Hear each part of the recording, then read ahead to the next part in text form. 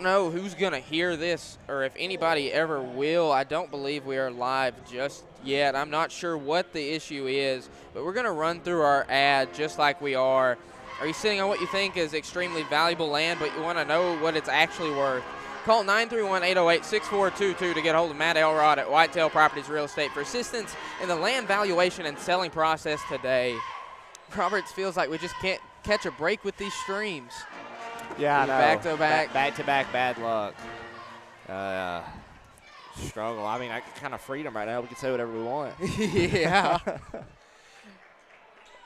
13-4, 2:35 left to play here for these Warriorettes. And so far, what have you seen out of them? It's a 9-point lead in district play at home. How have they done it? How can they add to it and maybe put this one to bed early? They kind of got sort of a freeness to them here tonight, Dicus. You know, they don't feel like they're forcing anything. They're just playing really natural. They're getting their shots. And to be honest, they're not hitting as many as they should. This game should already be closer to a 20-point lead, I believe. Bella with a quick steal. Easy job there. Fox bringing the ball down, passing it. Luckily, Grasty saw that one. Bella for three from the volleyball line. Just missed. Jones for three. Just missed. Coming up empty there, but, man, these Warriorettes shooting from distance. They can heat up in any blink of an eye. Off of Van Vranken's foot. Backcourt pass there. It was off of Grasty. Just chucking it around. Watch out if you're in the front row. A real lack of an intentionality behind some of these passes. Yeah, I believe that's why there's been a lot of tips and not a lot of steals, Dicus. You know, you're kind of anticipating that passing lane, but, you know where the person's going to be at, but you don't know where the ball's going to be at. Yeah. As one of the few times that bad passing can work out to your advantage. Jones gets it to Grasty. That's not one of them. 1:41 left to play, 13-4, White County. And apparently a fan kicked our equipment and broke our live score. That is why. Nothing on our end on that. So sorry for that. Don't think that we'll be able to have that up for you. I'll do my best to keep updating you score, time, all of that. It's 13-4, White County Warriorettes. 1:30 to go on the Ryan Qualls Farm Bureau score report. Jones defending. Going for every move in the book there. Just going to dump it down. And off a referee, saved them there. 3-ball. GT odding in, air ball. 1:10 left to play. Toe on the line, off the back iron. Rebounded finally by Clark. A little bit of sloppy basketball here. Let's see if the next minute can't be better. Clark getting into the lane, scoop, and one. And just when it feels like they're starting to lose the reins, lose control of the reins, Clark brings them right back in with a clutch up and under bucket. You know, we always talk about her, Dicus, and how she's just a big helper and a big spark to this team. You know, she always makes a clutch play or something to bring momentum to the team. 58.6 to go here in the first quarter. 16-4, knocked away by Grasty. These Warriorettes, they smell blood in the water, and they are not letting up. Yeah, Dekalb really needs to use the middleman. You know, they're kind of going for these cross passes. Like that was perfect. You know, that's how you break a press. 101 three from Van Vranken off the side. Long rebound there. Gonna get her own. Never want to give a three-point shooter her own rebound. Yeah. Down low, well, unless they're going to throw it right to Clark. Up ahead to Winningham. Scoop layup and good. 18-4, Ryan Qualls Farm Bureau score report. Less than 30 seconds to go in the first quarter. And they've got the balls in the hand of a girl who's not shown a whole lot of ball handling ability. These Warriorettes will hunt you out if you don't like the basketball in your hands. Stolen away by Winningham on cue, going up, getting it to roll. You know, she left a lot of points on the table last year around the rim, and that's something she's really worked on. 3 seconds left. Van Vranken blocked by Clark. Winningham. Oh, almost, Roberts. What a play that would have been. Oh, my wow. goodness. What did happen, though, is the Warriorettes took a 20-4 lead at the end of the first quarter on the Ryan Qualls Farm Bureau score report. Talking about Ryan Qualls and Farm Bureau, have your insurance rates recently gone up? Tired of having to call a 1-800 number for answers? Call Farm Bureau Insurance today at 931-836-3171. Strive to make every insurance transaction a pleasant one, and they have someone on staff in their local office at all times. So we've got the band right here playing. It's pep band, man. It's a huge advantage right over the visiting team. Yeah. Visiting team Helps bench. a lot in football. And yeah, absolutely. even Even in a confined area like this, as apparently I'm being told to tell Miss Allen's dad the story. A fan knocked over our equipment down there at the scores table, which unfortunately will not let us give the score on the stream. You won't be able to see any of that. So you're just going to have to go based off word of mouth. So I can make up any score in the world, and you're going to have to believe me, folks. I wouldn't do that to you. 20-4, start of the second quarter. Winningham getting a foul. Incredulous look on her face as same with Dutch and same there, as she is becoming a lot more aggressive, attacking the ball handler, and she is leading scorer for a reason. Yeah, that's where a lot of her points are coming from. And exactly easy like steal that, there, you know. going up, fouled.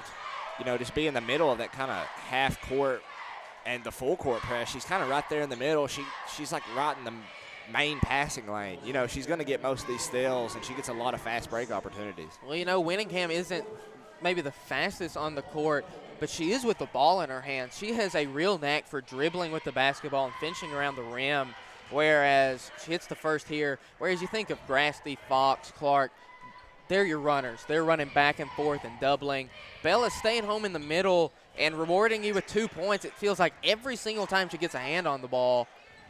Bringing the lead back out 22-4 on the Ryan Qualls Farm Bureau score report. Just passing it back and forth. That's how you beat a press. They're going to have to get a little bit more vertical with it. Dribbling into trouble, gets it to Van Vranken. Going for three, no good. Off of Ava Jones's foot, going to stay to Cobb County ball with 7.5 minutes to go on the Ryan Qualls Farm Bureau score report. Warriorettes up 22-4 on the Tigerettes. Inbounding the ball here. Gets it out, safety net. Fox defending. Jostling for position down low. Going to get Jones for a foul. And that's her second. Billings going to check into the game for Ava.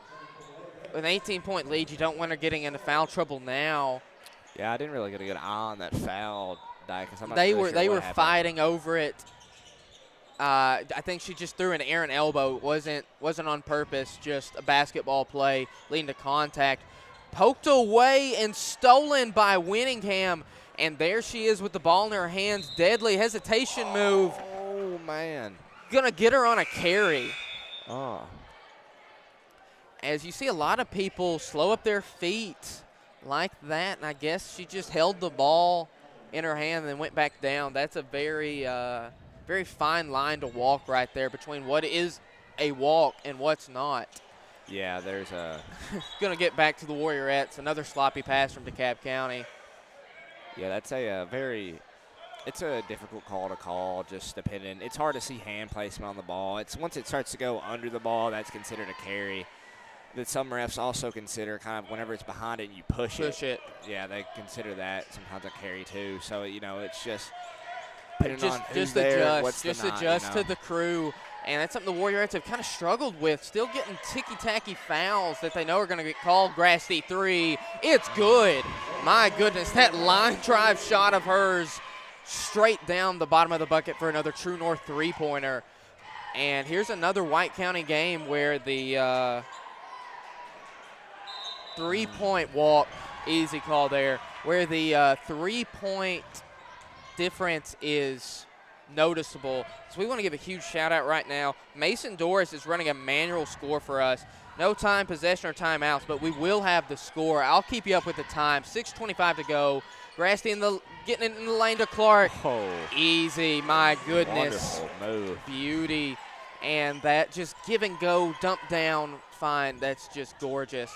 Getting past Lakeland. Luckily, she's okay. Mishandled and stolen. Gracie pushing it ahead to Lakeland in the lane. Going up off the glass. Tough finish. Couldn't get it to go. Out. Swinging it around. Clark into the lane. Offensive 3 seconds. And we got 5:58 here to play in the first half. Timeout.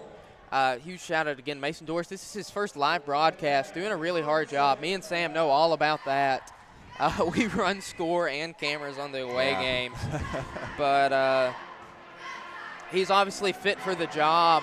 And if you want to be fit, Elevate Fitness does the job. At Elevate Fitness, they proudly support Warriors and Warriorettes. Join their community and push your limits with strength training, CrossFit, and more. Let's elevate your fitness together at Elevate. Thank you to sponsoring their first one of the season. Hold up, everybody. Chase Lewis just arrived at the front of the student section. And the leader is here. The atmosphere should be completely different now, folks. They obviously, Warriors lost to Warren County. Going to put all the blame on Chase for that one. Tigerettes breaking the press initially. Stolen away by Clark. Going up. It's easy tonight for these Warriorettes. And a 25-point lead with 5:40 to go in the first half against a district opponent. Stolen away by Winningham. Dumped down to Clark. Getting it in. Grasty picking it up. Can't get it to roll. A 25-point lead that should be noticeably higher against a district foe. It's Warriorettes making a statement. Getting it over to Van Vranken. She's going to have to create a little offense on her own. Passing it around the arc. Going to drive on Grasty. Picking up her dribble. Gets it in and out. And it's going to take a lot of luck for these Tigerettes to come back. Getting it out to Clark. Driving down the lane, off the glass. Contact. Slow to get up, but getting back on the defensive end. 3-ball up. No good. Rebounded. Gonna get Gracie for a foul. She's picked up second, maybe third. No, just her second. In comes Winfrey and Jones for Clark and Fox. Good to see Sarah Kate Winfrey back in the game. Her first taste of action here tonight. She's proven to be a really reliable seventh man off the bench for Dodge. And 4:45 to go. Warriorettes nursing a dominant 25-point lead. Foul on Winningham. And if you're the Warriorettes, you got a 25-point lead. Maybe ease off the steal attempts just because you're going to be sending these Tigerettes to the line more often than not, it feels like, as they're one away from the bonus with 4:39 to go here in the first half. Out of bounds for the Tigerettes. Scanning. Going to have to get it in somehow. Gets it to Van Vranken. Guarded closely by Grasty. Crossing up, going around a screen. Switched onto by Billings. Over to number 55. Guarded closely and poked away by Jones. Going to stay DeKalb County basketball. And I know this Warriorettes defense is one of the best for a reason, but how are they holding DeKalb County to only 4 points right now? They're just really aggressive, Dykes. They're going for any pass that's thrown in the air, and they've been sending that double team to the top of the key. It's a really risky defense to play, and you're only going to play that if you have a lot of confidence in it, and they are executing it well. Well, get another stop there. Fox with the rebound. Grasty 3 off the front of the iron. Going up, Billings, great job there. You see the bench stand up. She is really a team favorite. That senior that everybody rallies around. Stolen away by Winfrey. Gets it out to Fox. Over to Kennedy for 3. It goes in. True North three-pointer. Kennedy, Billings, nobody sitting on the Warriorettes bench. Love to see the senior get 5 in a row. Stolen away there. Kennedy getting it to Fox. Fox over to Grasty, down low. Jones off the glass. 36-4 with 30 to go in the first half. DeKalb County going to take a timeout. And unless this timeout's go over there and beg Dodgen to pull these starters, I'm not sure what adjustments they can make. I know if you want to make some adjustments in your fitness routine, go level up your fitness with Elevate Fitness in Sparta, Tennessee. They offer CrossFit, cardio, and weight training classes, jiu-jitsu, and the only 24/7 access gym in Sparta. Whether you're looking to build strength, improve endurance, master new skills, they've got you covered with flexible packages to fit your schedule. Join them at 144 Churchill Drive and start reaching your fitness goals today. One of those flexible packages being a $1 New Year's special. You can use the code NEW2025 and get the first month for just $1 on any package. The offer ends on January 31st. As hope we're still connected to something here. The audio slipped and fell for a second. Hope you can hear me. Yeah, we're good. DeKalb County bringing the ball out of bounds on the side by the Warriorettes, by the Warrior head there. 3:24 left to play. Van Vranken over to number 21. Cross-court pass, a dangerous one. Hits Jones right at the 3, bringing the ball down. Searching for hers, going up, and one opportunity. No foul call. Just going to get the deuce. 38-4 with 3:04 left to play on the Ryan Qualls Farm Bureau score report. Foul on Grasty. Norvell set to check in. 3:01 left to play. 38-4 is the score. At the free throw line, first one up, good.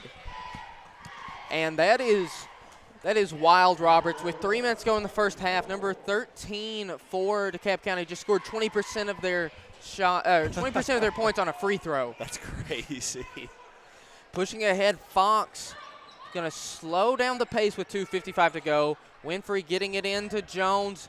Going to take the 2, no good. Norvell getting a rebound on her first lick of game action. Over Billings, 3, no good. Rebounded by Winfrey, keeping the possession alive.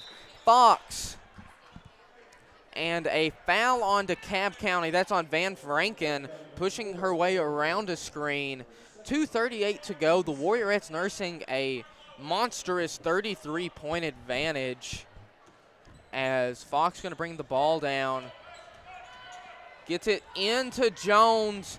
Pass that only she could get. Swinging the rock around. Gets it in down low. Great swing pass. Tapped out by Billings. Cross-court pass to Norvell. Caught it by the hairs on her chinny chin chin. Driving Billings. 7 points for the senior. One of her best outings of her high school career. And it gets the first district match opponent. Of the season. I'm sure this is going to be great stuff that Coach D's getting for rebound. Foul there. Frustration foul for 2 DeKalb County Tigerettes. Angel set to check back in. You see Dodgen ramping up her minutes in place of Ava Jones. See what she can bring with that size component. Less than 2 minutes to play, up 40-5, on pace to be a little over 80-10. Wow. That's just crazy. These Warriorettes can put up some crazy numbers. Down low to Angel, blocked, but heading to the line. She has a pretty shot. Let's see if she can't knock down 2 at the line. We got Cassidy Reed set to check in. She had a good-looking warm-up, good-looking last couple games. Let's see if she can't carve a niche role in this Warriorettes team. Missing the first is Angel. A Reed for Fox switch with 1:44 to go. Billings and Winfrey switching sides. Angel, the second free throw here. Up, good. Split 2 at the line. inbounding the ball to Cap County, and I'm not sure what the running clock rules are, but Warriorettes seem destined to make us find out. Stolen away by Norvell, getting it out to Billings. Thought about it, gonna push the rock around, gets it to Reed. Moving screen on number 40, Angel. And just adjusting to the game there. I mean, that's probably not something they're going to call in too many JV games, you wouldn't think. That's not really what a junior varsity game's about. That's for playing time, experience, and all that. She's really going to have to be a little bit more technical when she's setting a screen. Going around a Van Vranken screen that gets blown up. Going to get Reed on a foul for that one, sending Van Vranken to the line for 2. And outside of these free throws and foul breaks, it's been quick type pace during this game. 1:16 to play. First one in for Van Vranken. Gonna make it 41-6 and can't make it to 7. Rebounded by Norvell. Bringing the ball down the court, driving into the lane, going up with the left hand. Oh, lit on the rim, just couldn't get it to go. Van Vranken bringing the ball down, guarded by Winfrey, going to drive, spin move, putting it up. Just couldn't go, rebounded by Billings. Reed pushing with authority, less than 1 minute to play, 3 ball. No good, getting her own rebound, Norvell just wearing out that back iron, just can't find the happy medium. And Angel getting boxed out, going over the back, her second personal foul. That seems to be the one knock I have of her game in limited exposure. She came in place of Jones Tuesday night in Wilson Central and promptly got a foul in her first possession, getting 2 here in limited time. First free throw missed. She's just going to have to work on her footwork a little bit, keep her feet moving, and avoid drawing fouls. In comes Kaylee Sanders for Kennedy Billings, who's got a little bit of a spring in her step after a solid 7-point first half. Second free throw up, and no good. Tip down, and second chance point there for the Tigerettes. Norvell bringing the ball down, handing it off to Winfrey, over to Reed, going to drive, swing pass, Angel, 2, off the back iron. Jumping up, rebounding off of Dekalb County. 26.4 seconds left. 41-8 on the Ryan Qualls Farm Bureau score report. And I don't think they can hit 3 3-pointers, but man, a 100-point pace, that'd be something to watch in the first district game. 3 ball. Would have helped the cause there. Norvell gonna poke it away. Gonna stay Tigerettes basketball though. And real credit to Maddie Rust on the cameras. We studied old game film, and she's doing a great job of following game action and all that. Credit to her for zooming and all that, something I know I couldn't do well. Knocked away and stolen. Sanders with less than 10 seconds left. Off of Winfrey's shoe for 2. Over the back on Angel. She's going to have to get around these defenders. That's her 3rd personal foul. And if she's going to come in and essentially be another big body down there when Jones is in foul trouble, she herself is going to have to stay out of it. Right. Yeah, she could bring a lot to this team. You know, if we play I imagine Dodgen's trying to get her some playing time just in case we come across a team that ends up being pretty decently sized. You know, we could play her and Ava, which would be such a strong force down low, but she's just going to have to. Getting it to Reed. 3. No, good. Almost. But your Ryan Qualls Farm Bureau scoreboard report, 41-10 at the end of the first half, as we'll get you a halftime reader here. Morgan Furniture Center in Sparta is your hometown source for quality, made-in-America furniture and Serta perfect sleeper and beauty rest mattresses. Morgan Furniture, you always get a Save with Dave discount deal. Plus, at Morgan's, they'll pay your sales tax on every purchase, plus free delivery. Morgan Furniture, located at 570 North Spring Street in Sparta, because you deserve the best in furniture and bedding for your home. Save with Dave at Morgan Furniture.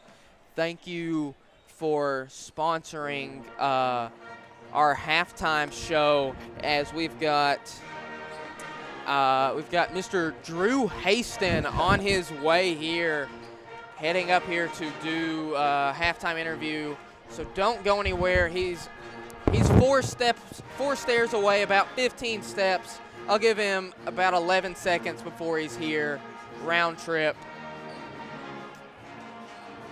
Mr. Haston, thank you for joining us here at the Morgan Furniture halftime show. What'd you think about that first half? Lots of scoring for the Warriorettes. And, you know, not a lot for Dekalb County. No. Well, that's something that the Warriorettes do a lot of. One of the top 10 scoring offenses in the state. Yeah, I think we look a little bit better right here. Yeah. What'd you bring us up here? Just a little card. Yeah. It's for my keepsakes, you know. Put that in the trunk at home. Yeah. So, yeah. So that's something that your journalism class works on. You are the journalism teacher here. Can you talk about some of the projects that you've had throughout this semester and last? Well, obviously we do the yearbook, which is a big undertaking. And then we've been doing the media guides for football and basketball this year. Tonight's the first night that we have gotten to sell those. So I'm really proud of that work, especially the basketball one, because a lot of different people helped in that one. Whereas it felt like that football one was us just cramming it in over the summer. Yeah. But, I looked over it, the one you gave me, and it's great. I'm glad that it's on sale. Yeah, it's on sale. On sale over as you walk in. The pass gate there. Yes. I was really proud of that one because it was a lot more collaborative, you know, and a lot of people really got enthused about it. I think my favorite part about it, though, was we had to do a lot of research for that, which was a little surprising because the research for football was not as extensive. Not nearly as bad. It was easier to find for some reason, and you would think with our tradition in basketball here that it would not be so difficult. But we really had to contact people, and a lot of people helped out. Mr. Wilson helped out a lot. Brent Ryan helped out a lot.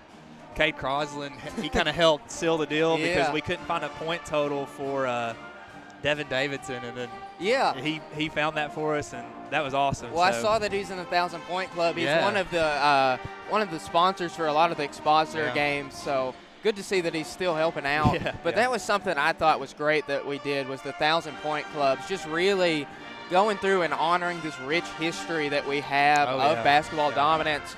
Next year, you're going to have to add another one, Ava Jones. And Tripp's not too far behind. He needed 99 before the Wilson Central game. Yeah, sweet. So he's around 80 or so away. Well, you know, Sam, and you did an article on Pistol, but Pistol and I were very close, as she was with a lot of athletes my age here in Sparta. But that was something cool, too, is because Brent gave us Pistol's record book. Yeah, I've got that on my phone, and I'll pull it out on a broadcast. It's great to have. She did, just extensive research. And well, she passed away way too early, and but we've been able to take the research that we've done with this and kind of fill in those gaps. And I think she would be proud of that. I think she'd be proud of the students for doing that. You know, we found out Geneva Jenkins wasn't on the banners up there, and she scored 1,000 points, and she played in the 50s. So that was really cool. That's what I told the students. You know, that's real journalism right there, and they found that out, and they've helped preserve like you said, the tradition that we have here of basketball is just really special. So. Well, especially when you consider the 1929 Girls State Championship team, something that, how many people would just walk around saying that they know that? But Mr. Wilson's article on it was fantastic. It was great, somebody commented on one of the Expositor games that Keith Short's mom was on that team. That's cool. Just things that you just never know. So, I'm really glad that we're pushing this kind of stuff out to the community. What's the feedback that you've gotten? I know that the football media guide was a big hit. Yeah, well, I don't think anyone's really seen the basketball ones yet because we just released them today, I guess. We were a little late on that because we really try to be as accurate as possible. Sometimes there are questions, especially in high school sports, there's a lot of gray areas that you have to kind of sort through, but we wanted to make sure before we sent it out that we had as much correct information as we possibly could. That's good journalism. That's name of the game. Right. But I feel like a lot of people like it. I think they like the look of it. You know, it's kind of a different look, I guess. But I don't know. I'm just really proud of all you guys, as always, just because it takes a lot of work to do that. And not a lot of high schools can boast about these things. I know that you said you were going to register the football media guide with the Tennessee High School Press Association, and they didn't know what to file it under because Right, they don't really have, like, nobody else really does that. So Yeah, I emailed Dr. McCollum, who's in charge of the communications department there at Lipscomb, and I asked him, which they do the High School Press Association, and that's what he said. Can you send me that? I don't know how to classify that, but it's on my desk in an envelope right now for me to send in. I'm going to send them in as news magazines. We'll see what they say. So hopefully, Dr. McCollum, if for some reason you're watching hopefully you'll look through those, and if they're late, it's because of the snow. Yeah. So with this semester's group, what are some of the things that you're going to try and do with this second semester? Because I know last year when we were in there, after you get the yearbook done, which is so much more work than anybody could ever imagine that's never done anything like that. After that, you got a couple months to kind of piece together another project. What are you thinking for this year? Well, I feel like that sometimes I can go 100 miles an hour on stuff, so I'm trying not to add another project for us, but I'm trying to enhance what we already do. I've got a group of kids in there who every day ask me if we can do a newspaper, which is always our goal. I mean, as a newspaper, you want to be timely, so our goal is always to have as many out as possible. But the facts are the facts, and we have to get the yearbook done first, and sometimes you have to use that manpower to get that finished. But we're obviously going to continue that. But I think our goal is the alumni magazine that we worked on and started last year. I think our goal is to get that printed this year and kind of get that more out to the community.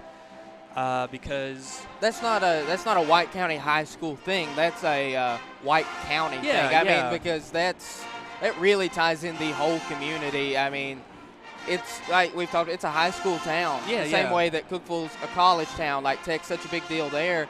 I mean, most people that live in Sparta came to this high school, and I mean, these sporting events are packed out for a reason. Yeah. Well, I got the idea because you guys know I'm proud that I graduated from Lipscomb, and they send me their alumni magazine every quarter, and it's just really cool to stay connected to the university, and I know that people here are so connected to this high school, like you were saying, and I just thought it would be a cool way to feature just all the cool stuff the students are doing here, even the teachers and principals, all the cool stuff that they're doing. It's just really cool. The last year's alumni magazine talked about Coach Aaron's his marathon. Yeah. I'm sure he'll love that plug. Absolutely. But I mean, there's just a bunch of different stuff in there, and I'm really excited to see what we got in there. I know I've got a couple articles up here that I've got in the tank, and more that I'd like to add to it. Well, the Bill Johnson article was great. And that's going to be in there. Harley did a good one on Mr. Allsball, so that'll be in there. But I don't know. We've got a lot more writing to do, and I don't know. A lot more to write about. I mean, it's just January. And I know I'm a senior and the end is near, and it'll go by fast. But there's still, 4 solid months of White County news to report on. Yep. Going to get you out of here on this. Is there a little teaser that you could give about the yearbook without giving too much away? Well, last year we did the greetings from Sparta, which I enjoyed it, the vintage postcards and stuff like that. The cover was breathtaking. Everybody loved it. Yeah, I like the cover. Despite Ashley Gibson's shortcomings and doubts, it was great. Given the ick, I think was the term that we were told. But no, we're going with more like classic, traditional, I guess timeless, elegant. That's kind of the goal. Really more of a magazine style. We've done a lot of writing for this one, and I'm really proud of that. So. Well, Mr. Aston, thank you very much for this. This was quite enjoyable. I'm glad I got to enjoy the second half. Thank you. I wish we could have had 3 headsets. So we could have had Sam out here. Here we go. Into Jones here to start the second half. 3 ball for Winningham. Off the side, rebounded by Clark, going up with it. No good. Wrestled away, foul on Kyra Fox. And once again, we're going to thank our halftime sponsor, Morgan Furniture Center in Sparta, is your hometown source for quality made-in-America furniture and Serta Perfect Sleeper and Beautyrest mattresses. Morgan Furniture, you always get a Save with Dave discount deal. Plus, at Morgan's, they will pay your sales tax on every purchase, plus free delivery. Morgan Furniture is at 570 North Spring Street in Sparta, because you deserve the best in furniture and bedding for your home. Save with Dave at Morgan Furniture. Why wouldn't you?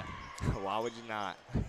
7.5 minutes to go, 41-10 still. Stolen away by Clark. Bringing the ball down the court, going up into the lane, scooped, poked away. Yeah, number 4 didn't even look that direction when she threw that pass. I guess I'm not sure if you saw that or not, but no. It kind of sums up how their passes have seemed tonight. Gets it into Fox, over to Clark, thought about it. Corner Grasty, dribbling, a little too high. Soared that one somehow over Ava Jones. Can't get it too far over her. Van Vranken with the ball, 7:07 left to play. Fox chasing 14 around. Gets it into Van Vranken. So much fun to say. Guarded closely at the top of the key. Winningham not going to let her go anywhere. Fox guarding up top. Now Jones out of the paint. Let's see if they don't try a back cut or something. Try and work on that. 3 ball. No good. Rebounded by Fox. Still yet to hit a three-pointer is DeKalb County. Fox bringing the ball down the court. Crossing over. Getting into the lane. Fouled. Great job. Head down, saw a lane. Kyra Fox hitting the line for 2. And a little bit of level of aggression that sometimes she lacks. But great score. Let's see if she can't knock down these 2 from the charity stripe. First one, couldn't get it. Yeah, I'm not going to say they're important, but I'd love to see her hit them. Absolutely. I mean, 31-point advantage with 6.5 minutes to go in third quarter. Free throw's not worth much. Wonder what he's telling her. Could you tell? I think he's asking her if she's all right. Okay. I saw him of, point to her head. Yeah. I can't tell if she's gesturing about bleeding. I'm not sure. Maybe a little banged up on that play. She seems to be fine. Seems to be moving around fine. Not dizzy or woozy or any of that. Hope she's okay, but Brent Ryan will be taking a look at her. Just hope for the best there. Don't want to lose another starter. 3 ball blocked by Winningham. She's going to be rewarded at the other end with an easy layup. As kind of switching the roles there. Usually it's Jones blocking and Winningham dumping down in the paint to her. But Bella Winningham getting a solid block on a 3-point attempt there. 6 minutes left to play in the third quarter. Gets it over, guarded closely by Winningham. 44-10 on the Ryan Qualls Farm Bureau score report. Going at Bella. Wow. Throw it up there, see what happens. 44-12 now. Down low to Bella. She's nearly automatic with that shot. Clark couldn't get it to go. It was something that my dad said while we were watching Rebound Episode 3, just doing one of those pretty reverse up and under layups. 3 ball banked in. You don't see too many go down like that. No, not at the high school level. No, 44-15. Their first 3, a little unorthodox. Maybe they'll heat up from beyond the arc. Going around the Jones screen is Grasty. Over to Billings, over to Winningham, driving in the lane. Just doesn't have the touch on it. Knocking it out and going to stay DeKalb County ball. Great job staying with it there, Jones, though. Winningham a little slow up and down the court. Maybe just a little fatigue. Trying to see if she's favoring that shoulder any. Just doesn't look like she's getting the full extension on that kind of hook you have to do for that kind of shot. Guarding closely at the top of the key, though. Running DeKalb County players into themselves. Van Vranken at the top of the key. Crossing. Great point of attack defense there. Clark took a swipe at it, but getting back into the play. Over. Stolen away by Jones. Driving it into the lane herself. Going up with it. Foul. As I hope she was fouled on that one. Otherwise, I'm not sure what that was going to be. I'm glad they called that one. It looked like she was just going to try and push that basketball at the net. I mean, it never looked quite right. There's Kyra Fox walking intently back to the bench. Got some wrist or some tape on her wrist. Probably I know. try to catch herself, but she fell. Yeah. But, I know Grassley had trouble with the wrist and her elbow. These guards having some arm injuries. Don't want to see it. that happened to Split in Tripp two. last game, too. Yeah. Well, I Came mean, back with some wrist tape. it's easier to count the parts of Tripp that are working at 100% than aren't. I mean, the poor guy's so banged up. Nearly stolen away there. Scram on the deck. Getting it over to. Bad miss there. Pushing it ahead. Great find from Billings. Over Clark Winningham. Bottoms. 47-15. 3:53 to go in the third quarter. 32-point advantage. Warriors have been dominant tonight, Roberts. Put it in perspective for me. How dominant has this defense and offensive showing been? This defense has just been incredible tonight, Dykes. You know, I mean, they held them to 4 points for most of the first half, which is just incredible to say. Nearly unheard of. And then this offense, you know, it's not been as productive as they normally are. You know, they're missing a lot of these short shots, but that just kind of goes back to show you how dominant the defense has been. That defense into offense transition game, even if you're struggling from the field, I mean, Bella Winningham has, what, probably 10 transition points? Yes. That's crazy. Factor in how they're hitting the three ball tonight. I mean, they haven't even taken that many attempts, and they've hit 4 or 5. Clark going to drive, crossing over, getting the ball back, going to the line. No, on the court. 3:21 left to play in the third quarter. That's on Van Vranken, her 4th. And, my goodness, she fouls out of this game. I don't know what they have left. 3-ball, Winningham. Oh, just barely missing. Jones going up with the left. Couldn't get it. Rebounded by Winningham. Dumped down. Oh. Kennedy Billings. Just rushed it. Getting her own rebound, though. Clark, 3. In for another True North three-pointer for these Warriorettes. She's always there, Dykes. She's always there. And she can have the quietest 12 points or the most dominant 25 points you'll ever see. But she's going to get hers, and she's going to get it when it matters the most. Second foul on Grasty. 2:53 left to play. Sending Van Vranken to the line. No, I think we're taking her out of bounds. Taking her to the bench. I mean, she got 4 fouls. 10:53 left in the entire ball game. 2:53 in the third specifically. She's been on the court for most of this game, and having to guard some of the tougher assignments. Stolen away by Grasty. Going up with it, and one opportunity. Lakeland Grasty finishing around the rim at another high clip. Yeah, Lex and Coach D down there got a great angle of that one. Pretty shot there from them. I believe that's what they're talking about. Going to get the free throw here. Just couldn't get that one. Would have been the cherry on top. But a 52-15 lead with 2:40 to go on the Ryan Qualls Farm Bureau score report here in the third quarter. And, yeah, about to be a max exodus of Warriorettes. 2 badly missing. Didn't go up with it. Getting it back now. Driving on Clark. Getting it out. Driving, pump fake. Another GT odd and then air ball. $1 million moves, 10-cent finishes. Going up in the lane, throwing herself and the ball viciously. Going to be on the court, but we should be in the bonus, so she'll get her 2. But I mean, Lakeland flew through the air. Glad to see she didn't land awkwardly. Yeah, that's a very dangerous situation, I'd put it.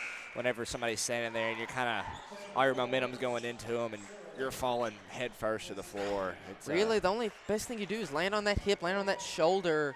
Yeah, you never want to brace yourself. No, I mean, you just got to go down.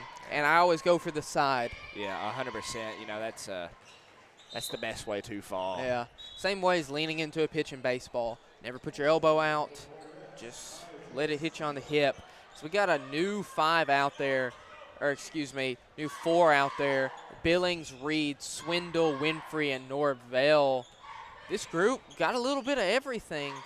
Let's see how this 5 plays together. Going right at Billings, just overpowered down low. 55 finally enjoying a size advantage. Over to Reed. Cross-court pass, Norvell. Corner, Swindle. Lofts one to Reed. Back to Swindle. Going to pull it out and dribble over to Reed at the wing. Passing it over. Man, good thing she wears a size whatever shoe. Pretty reverse layup. This second unit right here, Dicus, their ball movement is just phenomenal. They chef's move the kiss, ball I mean, excellently.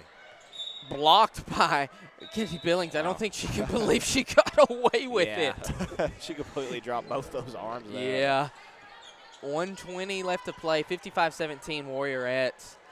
And like you're saying, Roberts, ball movement, very impressive. 2 there from number 14. It's something this second unit really struggled with. They're settling for the first shot they get. That's a good look at it, though. Norvell just couldn't get it to go. Reed rebounded, fouled to the line. 1:06 left to play in the third. As we'll sneak in an ad read here. Kickstart your fitness journey with Elevate Fitness's new $1 New Year special. Use code NEW2025 for your first month for just $1 on any package. Offer ends January 31st. Don't wait. Start strong in 2025. Free throw missing again there. Reed blocked. Shut down immediately by number 55. Bringing the ball up the court. Sub 1 minute left to play. Going into the lane, scoop, foul on Swindle, as I believe Sanders will come in for Billings. And if you need the best insurance, come on in to 141 Churchill Drive. Farm Bureau, proud to be your hometown insurance agency. More than 75 years combined experience is there to help you with your insurance needs. Stop by and see agency manager Ryan Qualls, agents Daniel Bray, Justin Coe, or Kate Crosland. You can phone them at 931-836-3171. Go Warriors. Free throw up and no good. Missing the second one. Going up with it. Rebounded by Winfrey. 50 seconds left. Let's see if they can't add to this lead a little bit. Getting it to Swindle. 3. It's good. True North 3-pointer. Maya Joe. Wonderful shot there. Absolutely. Step back in the wing. Great job there from Swindle. She doesn't take too many shots. She really sees herself as a distributor over a scorer. Sanders getting that rebound there. Going to look for an outlet pass. Get it to Swindle with 25 seconds left. Corner, Norvell. Just barely missed the siding there. As another great find from Swindle, playing a great game so far. And just want to thank our hero, Donnell Matthews, for trying to work on our score. Stolen away by Reed. You might have to add to it here. Blocked. Warriorettes basketball, 1.5 seconds left. They can definitely get one off. Yeah, easily. 1.5 seconds is more than most people realize. That's 2 dribbles for some people. Yes. Maybe even more. Swindle trying to find somebody over to Norvell. Going to take it, tipped. And the Ryan Qualls score report at the end of the third quarter, 58-20 Warriorettes. And I'm going to ask you, have you come across any problems trying to sell your property? Lucky for you, Matt Elrod at Whitetail Properties Real Estate has your land sale solutions. Call today at 931-808-6422 to get the answer today. And I've got a reader here for you. The White County High School Athletic Hall of Fame Banquet is January 18th at 6 p.m. in the Roy Sewell Gymnasium. This year's inductees are the GOAT Bill Franklin, class of 1964, and Candace Mitchell Burtner, class of 98. Tickets are on sale at the school office or on GoFan online. Warrior Media made a post with a link to that if you would like. And the price is $30 per person. You can contact Kim Holman or Mr. Wilson at the WCH office for more details. Again, just want to thank Mr. Donnell Matthews for coming in and trying to work on this score. Maybe get the time up for you folks at home. He's behind us now. He's a big fan of the broadcast, and he does a great job. All the technical aspects that he does makes our job a whole lot easier having a Donnell Matthews around. It's the Warriorettes' second unit here, 7:50 to go, swarming the basketball, and somehow that's a shot. Turnover to Cobb County basketball. Roberts, I believe it was a pass. I'm not joking. I believe she was looking to find somebody, Okay. and somehow that somebody was the back of the backboard, which she nearly shattered. Stolen away by Winfrey. Gets it to Norvell. Dumped down Reed. Going up with it. Gets blocked. Getting a little quiet here as people getting a little disengaged with this 38-point lead. But this second unit playing well, keeping everybody, keeping the game interesting for most of us. Rebounded there by DeKalb County, knocked out. That's the one thing. Can't give up too many offensive rebounds in your limited action. Norvell 3. It's good. True North three-pointer. Kylie Norvell. Great to see the future Lady Bruin see one through. 61-20 with 6:45 to go in the ball game. Driving on Winfrey. We've got Coach D over here somewhere. Driving, going up, Van Vranken on the court. Angel set to check in. Roberts, we were talking about what constitutes a running clock. We found one. 6:24 left to play. Angel in for Sanders. That's another thing. These bigs, what they're lacking is boxing out, getting rebounds, and avoiding fouls. Van Vranken up. No good. Rebounded there by Angel. Great job creating her space down low. Norvell over to Swindle, taking it for 3. Thought she had it there. Hard shot to hit there. Yeah, bringing up the court, just stopping on a dime, staying behind that line, trying to hit the 3.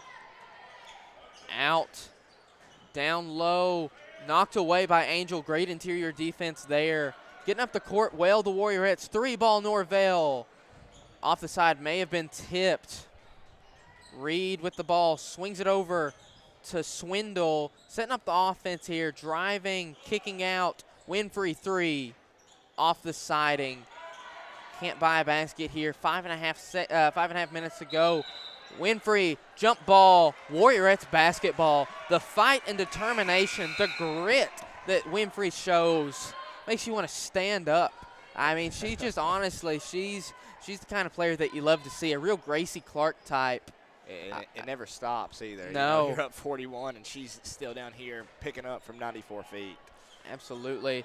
Gets it there. Reward herself with a 3 and 1. 4-point play. True North three-pointer. A little something extra for you. Bringing it out 64-20 with 4:50 to go. And see if she can't grow it at the line. Up. No, just missed out on the 4-point play. And if you made a New Year's resolution to get in better shape, don't miss out on Elevate Fitness's New Year's special. Code NEW2025. Get your first month for just $1 on any package. Offer ends January 31st. Don't wait. Start strong in 2025. Spinning in the lane, guarded closely by the newcomer. That's Kylie Norris. Mid-ranger hit. 4:15 to go. Switching up, getting into the lane. Runner just missed. Winfrey getting it out. Reed, 3. Off the siding. Foul, Winfrey. 4 minutes left to play. And if you're running out of time and you don't know what you're going to do about selling your house, I would just call 931-808-6422. Get a hold of Matt Elrod at Whitetail Properties Real Estate. They have your land sales solution over Matt Elrod, Whitetail Properties Real Estate. 3:38 left to play. Swindle, top of the key defending. Winfrey now defending and swatting. Going to stay to DeKalb County Tigerettes basketball. 64-22 with 3.5 minutes left to play here. Driving into the lane, putting one up. Rebounded by two Warriorettes. Coming down with it. gonna have to secure the basketball. Norris does so, dribbles it off of DeKalb County's foot. 3:05 left to play. What is this second unit going to have to do a little bit better, Roberts, to clean up on a little bit of sloppiness that I'm seeing? They're going to have to really find a shot. I feel like Dykes, they got great ball movement, but it's just like they're not getting a perfect shot. There's always a pretty close closeout person on each one they're getting, and I believe if they could just maybe set a few more screens, move a little bit more off ball, I feel like their offense would flow a little bit better. Absolutely. I mean, they pass that rock around. They're just shooting a little bit too early when they do so. Out comes Angel and Winfrey. In comes Noctiboran, and we had a Sarah Kate for Sarah Kate sub. Stolen away there, Lady Noctiboran, getting it into the hands of Swindle. Behind the back move, gets it in. Sanders down low, over to Swindle, down low to Sarah Kate. Foul. 2 minutes left to play. Going to take the ball out of bounds here. Substitution. You know what just can't be substituted? What, Dykes? Daniel Bray, Cade Crosland, Justin Coe, and agency manager Ryan Qualls over at Farm Bureau. They're the best of the best for a reason. Voted best insurance agency and best representative. Trust them with all your insurance needs. 931-836-3171, 141 Churchill Drive. 1.5 minutes left to play here. Getting in the hands, point guard, trying to drive on Winfrey. A little too high, and that one made it all the way up to the steps. Oh. Wow, I was relaxed back in the chair. Yeah. The was right in the way for me to see that. Noctiboran to inbound, 1:10 left to play. Warriorettes average about 67 points per game. You think they can hit a three right here and get to that? Yeah, I'd imagine they'd get at least a layup, bring it within 1 point. But sub 1 minute here. see. Three ball up. GT Ogden air ball. Sanders getting it to Reed. Let's see if they can get to that 67. Two-pointer, Norris off the side. Rebounded by Reed, going to the line for two.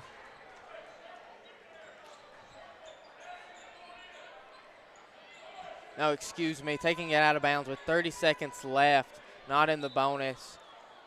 42-point lead over the corner. Norris, three ball. True North three-pointer. We get to 67, Roberts. wow.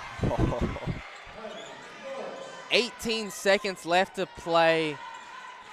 Getting it in the hands, nearly stolen away there. Got a jump ball. It could be 5 seconds left. I wonder if they can get a shot off. And gonna take it. No, a pump fake. And your Ryan Qualls Farm Bureau final score report, 67-22. Warriorettes, a dominant win there. A great defensive showing from these Warriorettes. They carry that into, an upcoming district slate. They handled business in the district last year, district champions. Let's see if they can repeat this year. A lot of pressure, as if you're looking for a pressure-free land selling process, 931-808-6422. Matt Elrod and the people at Whitetail Properties Real Estate, they can let you know what it's actually worth. They can assist you in the land valuation and selling process today. Here come the boys. These Warriors looking to take on Dekalb. Since 2003, the Warriors have had Dekalb's number. 17-3. Our boys are averaging 70 points a game when they play DeKalb County. The girls were 20-3, make it 21-3. Gonna bump up that 59 point per game average.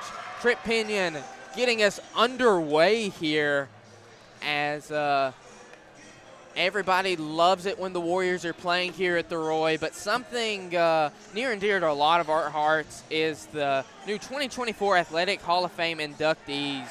The administration and athletic department are proud to announce the 2024 Athletic Hall of Fame inductees. Bill Franklin and Candace Mitchell-Bertner. Both of these individuals truly represent the Warrior spirit and dedication to White County High School athletics. The committee is proud to have two individuals who at a young age dedicated countless hours becoming excellent athletes and proudly wore the maroon and gray. Bill Franklin was a 1964 graduate of White County High School and stands amongst the best golfers ever to represent the Warriors. Bill was a member of the first golf team at White County High School. He lettered both his junior and senior years. He also qualified as an individual golfer in the 63 and 64 TSSAA state finals. He received a golf scholarship to Tennessee Tech and played for one season. His college career was unfortunately cut short when he joined the United States Air Force. After serving 3 years and 10 months heroically in the United States Air Force, he returned home to play the game he loved. Bill has helped many young golfers pursue the game they love as well. He's donated many hours to help individuals learn the game, which has given him so much joy over the years. Bill and his wife Elaine have two children, Cheryl Lynn and Philip Todd. Great friend of my granddaddy, John Hunter. They've worn out the Sparta Country Club over the years. And you asked my grandpa, best golfer he's ever seen. Bill Franklin's the answer. And, of course, we got Candace Mitchell-Bertner, a 1998 graduate of White County High School. She proudly wore the maroon and gray as a Warriorette. She played volleyball for 2 years and basketball for 4. She began her basketball career in the Sparta Youth Leagues and at Woodland Park Elementary. She continued to the White County Middle School, where 7th and 8th grade teams went undefeated and won the tournament both years. She continued on this run of dominance to White County High School, where, along with her teammates, she continued the Warriorette tradition of winning. During her 4 years, get this, Roberts, the Warriors never lost a home game. Oh, I mean, wow. just unbelievable dominance there. They never lost a district tournament and lost a grand total of 7 games in 4 years. During her 4 years here, the Warriorettes made the TSSAA state tournament in 96 and 97, ranking as high as 6th in the USA Today National Top 25. She is a member of the 1,000-point club, which you can find in the basketball media guides, scoring officially 1,421 points in her career as a Warriorette. She received a scholarship to Belmont University, played 4 years for the Bruins. Candace and her husband Wes have 4 children, Max, Reese, Grace, and Scarlett. White County High School will hold its 2nd annual Hall of Fame banquet January 18th at 6 p.m. in the Roy Sewell Gymnasium. More details concerning tickets will be released soon. Thank you to the great community of White County for supporting all White County High School events and programs. Go Warriors!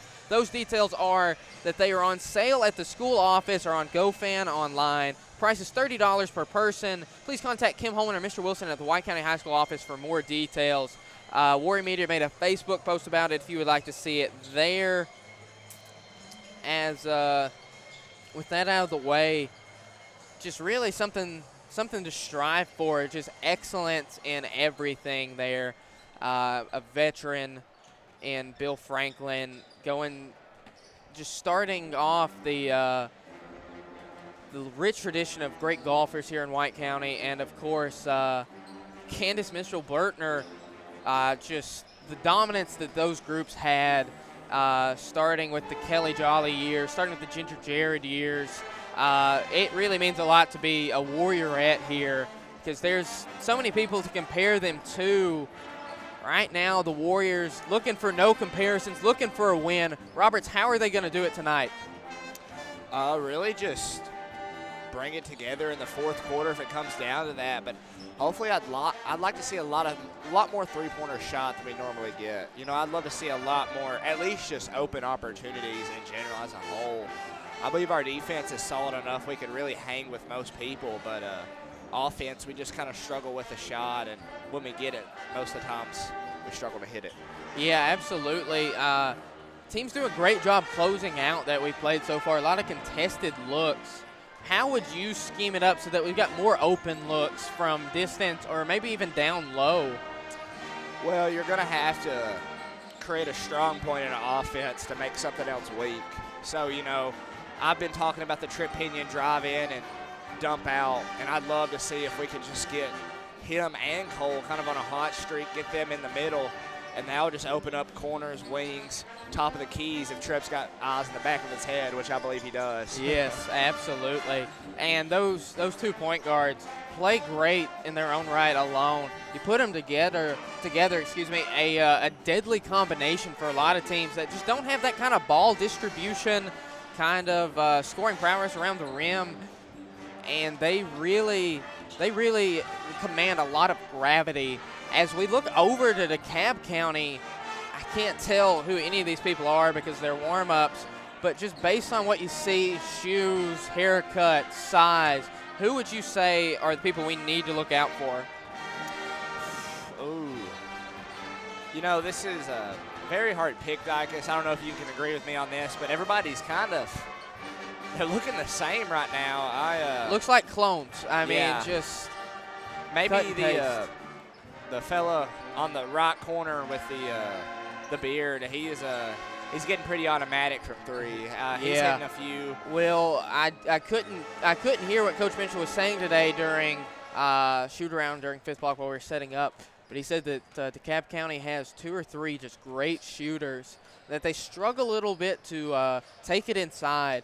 The Warriors kind of struggle defending inside, giving up a lot of second chance. So let's see if we can slow them down behind the perimeter there. Yeah, not much size I'm seeing, Dicus. This should be a very even very matchup. Even match, I mean, in regards to the height, and the Warriors very used to being undermanned, undersized.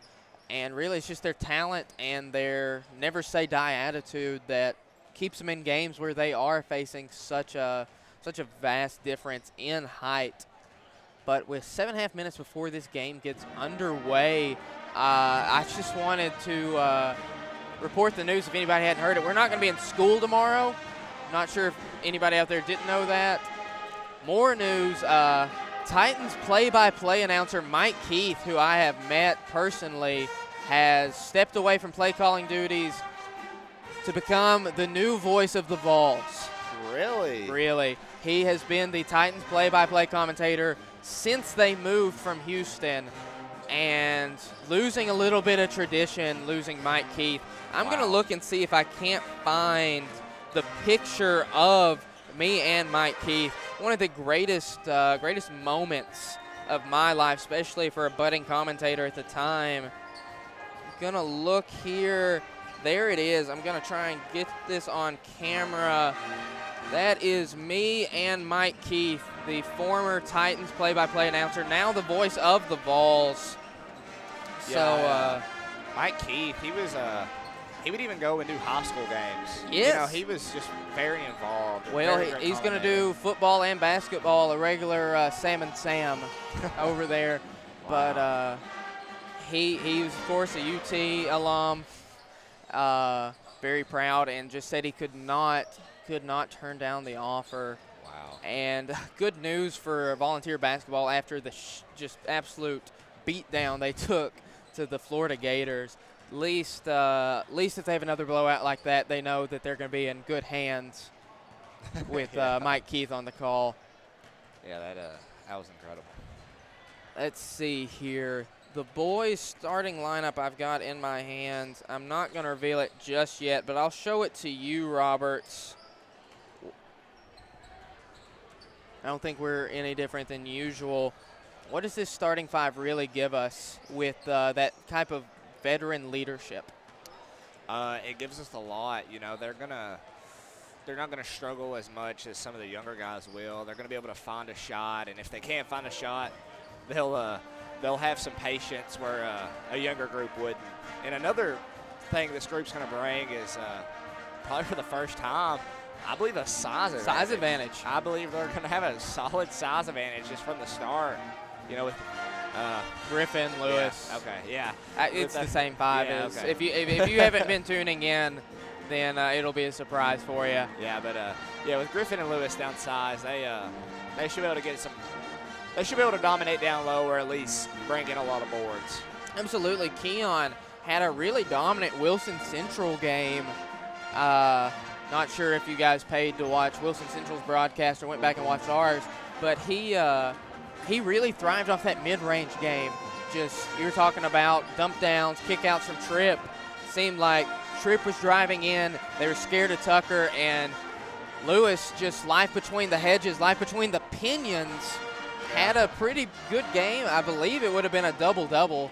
Probably. I know he would have had at least 10 points. I'm sure he had 10 boards. So let's see if they can't dominate inside a little bit more tonight. 4 minutes to go. You obviously are on the bowling team. There's a lot of rivalry in that, so I've been told by you and some others.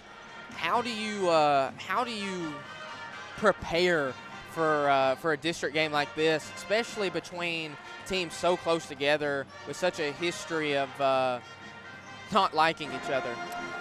You just gotta find something. I always say, get something that's gonna get you motivated. And the thing that I've always done is just kind of look back to last year and like, hey, what happened when I played them? Did somebody say something? Did I miss a shot? Did I play bad? I always try and come out there and make sure I prove a point each time I step out there, and hopefully each one of these guys do the same tonight. Well, I hope that the basketball team can pick up the baseball team. DeKalb County ended our season the last 2 years. Wow. In the district tournament, so lot of ill will towards the Tigers. I just watched Nate get hit right in the head with a basketball. Yeah.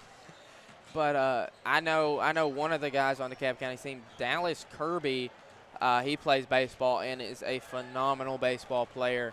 We were playing in DeKalb County the first game to determine seeding and all that, and we had a lead until he hit an absolute screamer over my head in center field, a triple in the deepest part of the ballpark. I know this doesn't mean much to anybody, but I love DeKalb County's field for one reason, and that is their outfield fence. Okay. They've got a huge batter's eye wall. Yeah, I mean, it's a gorgeous fence. Kind of hard. You can't clip your armbands. You have to go outside, and there's sand in areas for reasons I don't understand. Huh.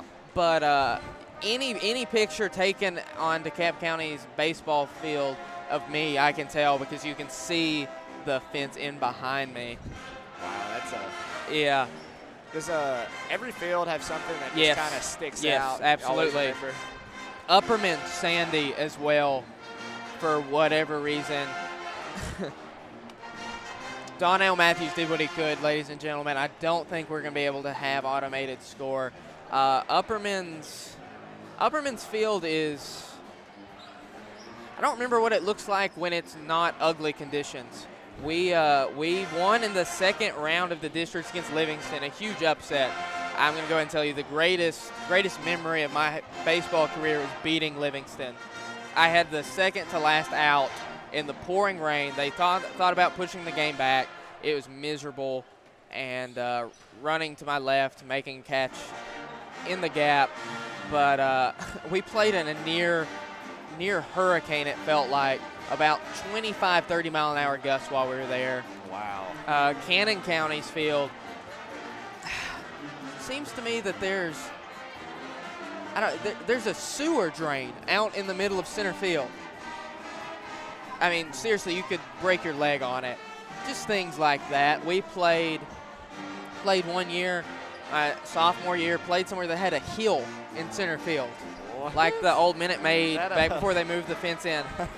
That game, it was a turf field. It had rained a bunch. We were not allowed to wear cleats. Logan Brown, one of the great Warrior Media contributors, slipped and fell on his back and gave up 2 inside the park home runs. Just because he was having trouble getting around. He had an Achilles injury, slipped and fell in the mud. Not a good sight. Luckily, he was okay, but it was not fun. Yeah, that's some interesting designs. Absolutely. But right now, the boys are about to hear the starting 5 that is determined to start their district play off 0-1. Starters for DeKalb County, starting with number 0. I've never liked the number 0. I would never do that. Wow. Interesting. Yeah. Gonna have number 0. That's Johnny Caldwell. Number 2, Jacob Hendricks. Number 10, John Hendricks. A couple of Hendrickses out there. 21, Logan Duke. 23, Dallas Kirby, who is a sneaky 6'4", 195, as listed in Max Preps. Sneaky? Is sneaky in there? No, but okay. I'm adding that. I'm adding that in there.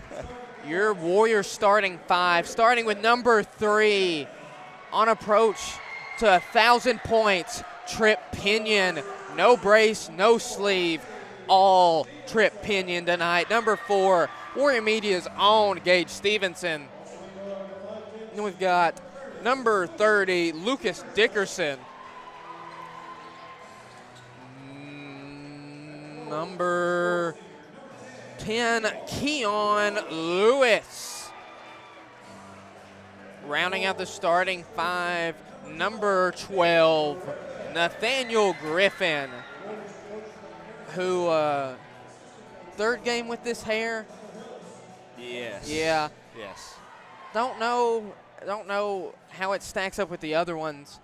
What I'm interested in is how these 5 stack up with the DeKalb County 5. We're about to figure it out when we tip off here. Coach D just can't seem to find where the camera's at. Never can. He's always just wandering around here. Wandering around somewhere trying to weasel Lost. his way.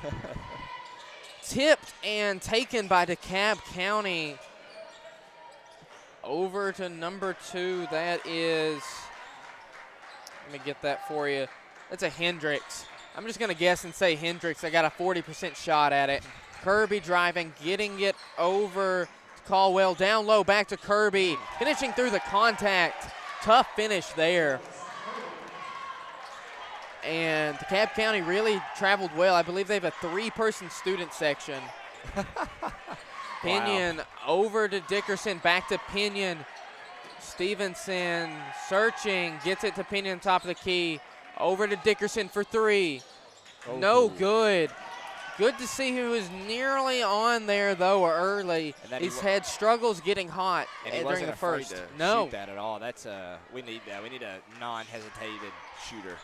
Absolutely. Gets it over to Kirby. Over. Turnover, Hendricks. I was right. That's John Hendricks, ladies and gentlemen. I believe that's who we saw in the corner shooting 3s. So maybe need to stick to him a little bit. He's kind of got that shooter build. Yeah, you know, not super long arms, not super long torso. You know, it's just kind of a quick build. That's the kind of pass they just can't make. Down low, and a bunny layup missed for Hendricks. He's going to slap himself for that one. But the Warriors can't go too cross court with it with this 3-2 zone it looks like they're running. Stevenson down low, top of the key, and just bailing out the Warriors. 6:27 to go in the first quarter. Warriors need more intentionality behind these passes. I hate to keep using that word, but too much loft, and it's going to get picked. 3, Lewis. Off the side, rebounded by Pinion. Spinning, going up. Jump ball. Warriors basketball.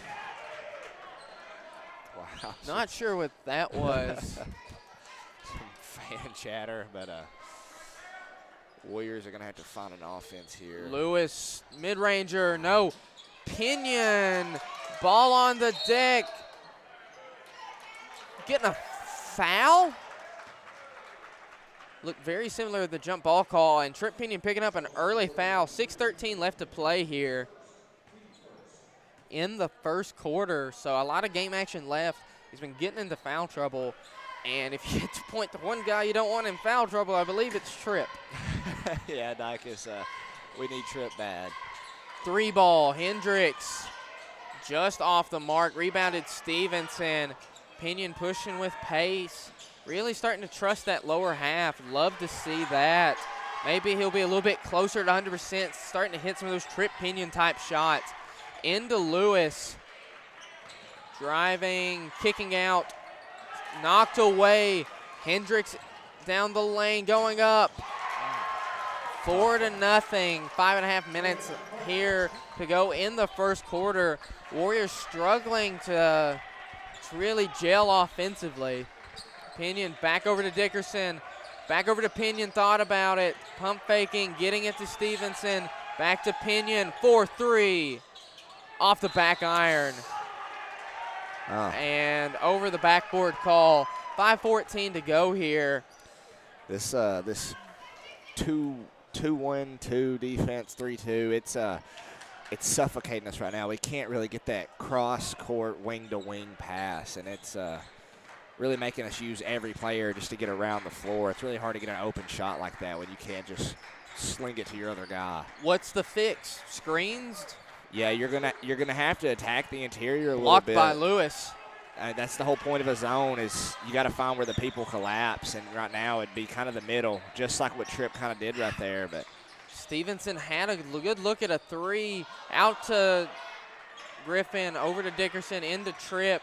Going around a Keon three, or screen. Three on the way, no good. Rebounded Stevenson, going up with it. Tough finish. strong finish there from Stevenson. Gage Stevenson, so strong, so controlled down there under the basket. Usually undermanned, but cuts the lead in half, 4-2, 4:15 to go. Gets it in the corner, guarded by Pinion.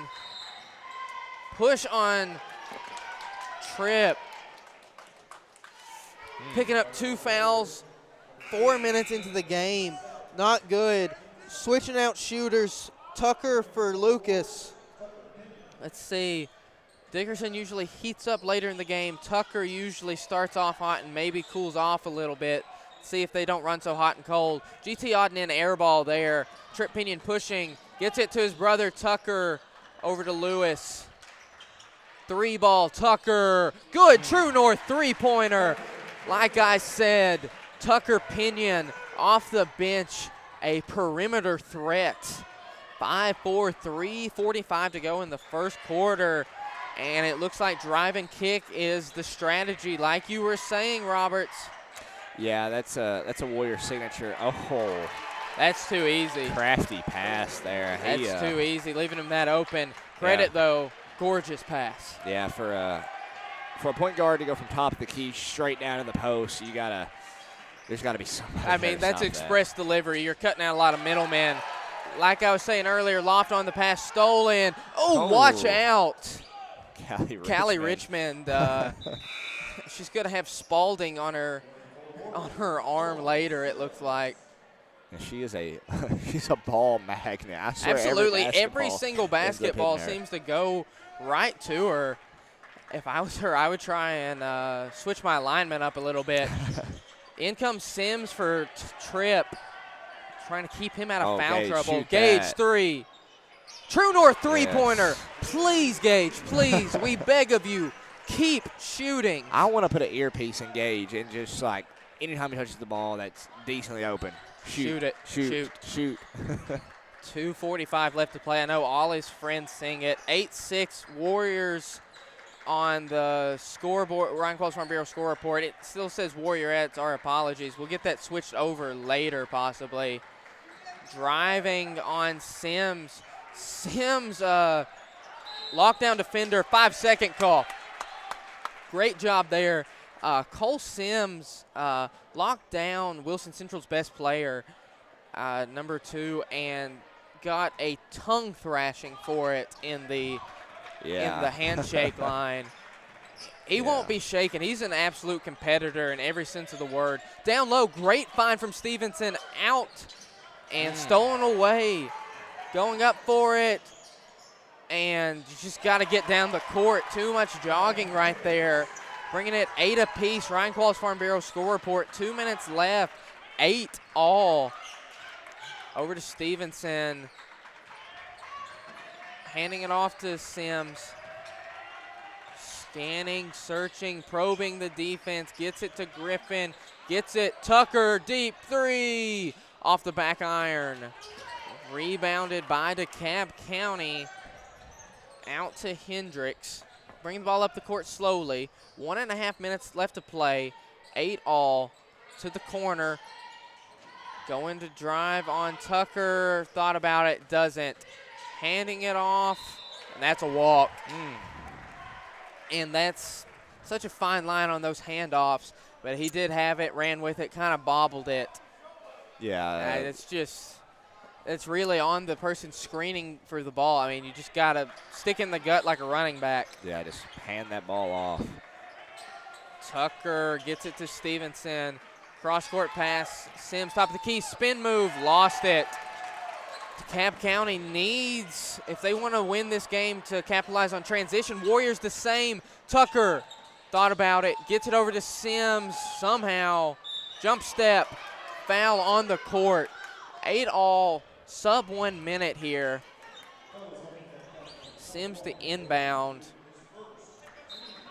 First foul on DeKalb County, lofting it up to Lewis. We saw that play work for about the first time against Wilson Central.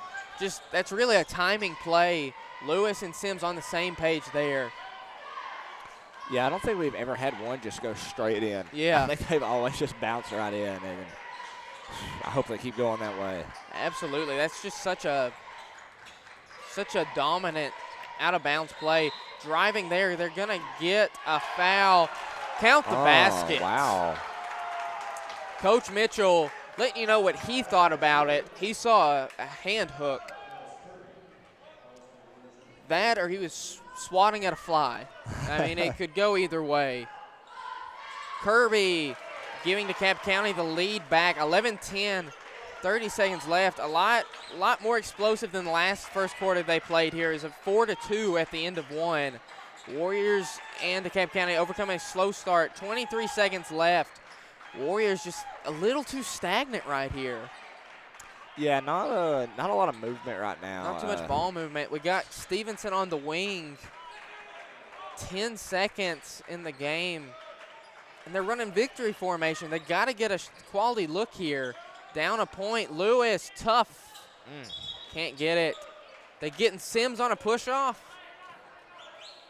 Yeah, just like that. You dwindle all the time left and get an offensive foul. So not a great last possession for the Warriors. Gonna heave it. Callie Richmond ducked. I'm sure somehow it was gonna find her. 11-10 at the end of the first quarter in favor of DeKalb County on the Ryan Qualls Farm Bureau score report. As we'll tell you a little bit more about Ryan Qualls and the folks over at Farm Bureau. White County Farm Bureau was recently voted best of the best for both best insurance company and best customer service representative. They're there when you need them the most. Stop by and get a quote today at 141 Churchill Drive. Give them a call at 931-836-3171. And more or less just right across the street, if you want to get a little exercise in and walk over to Elevate Fitness, they proudly support their Warriors and Warriorettes. Join their community and push your limits with strength training, CrossFit, and more. Let's elevate your fitness together. And they have a New Year's special deal. People out there, listen to this. $1, just $1 for the first month on any package. The offer ends January 31st. So don't wait around. Start strong in 2025. And, of course, the best in land selling, Whitetail Properties Real Estate. They can help you in the land valuation selling process today. 931-808-6422. Matt Elrod and the people at Whitetail Properties Real Estate. Started the second quarter here. Kirby with the ball. Sizing up Stevenson. Going to get the ball over. Can't see anything. Spinning in the lane. Acrobatic finish. Tapped out. Warriors are going to have to get two hands on the basketball. Can't give up too many second chances tonight. Feeling like a real tight game most of the way. Tucker picking up a foul. Coach Mitchell either reminding somebody they need to start their washer or calling a travel from the sidelines. Got number 0, that's Caldwell at the line. And I officially can't trust Max Preps if they say this guy's 6'2". Wow. Wow. All right. I mean, that's what, maybe 6'1.5"? Maybe. Who knows? Missed the first one badly and comes up empty. Stevenson bringing the ball down. Gets it to Sims. 7.5 minutes to go in the first half. Warriors can't wait around too long. You feel like they got to find something on offense that works. 3-ball, Sims. Nearly took 4 different guys' heads off with it. Getting it out to Caldwell. Great job poking that one away, but wrestled away from Pinion. How did he get that one off? I don't know. Sims bringing the ball down very quickly, driving into the lane, out to Tucker Pinion for 3. No good. Lewis in the air. Off of his foot. DeKalb County basketball with 7 minutes to play in the first half. Trip coming in for Keon. We're talking about that double point guard look. What advantages is it going to give against this DeKalb County zone? It's going to create more space, just having two great ball handlers like that can both penetrate from anywhere they're out on the floor. That's going to obviously just open up a lot more to the corners and to the wings. Hendricks missing a three-pointer right there. Warriors had a lot of three-point luck the other night. Let's see if DeKalb County suffers from three-point land as well. Three ball from Pinion. No, rebounded by his brother Tucker going up in the lane. Beautiful floater. Great zoom in there on Tucker. That's crisp quality. Great job from Bryson Anderson on the main camera. So you're talking about spacing.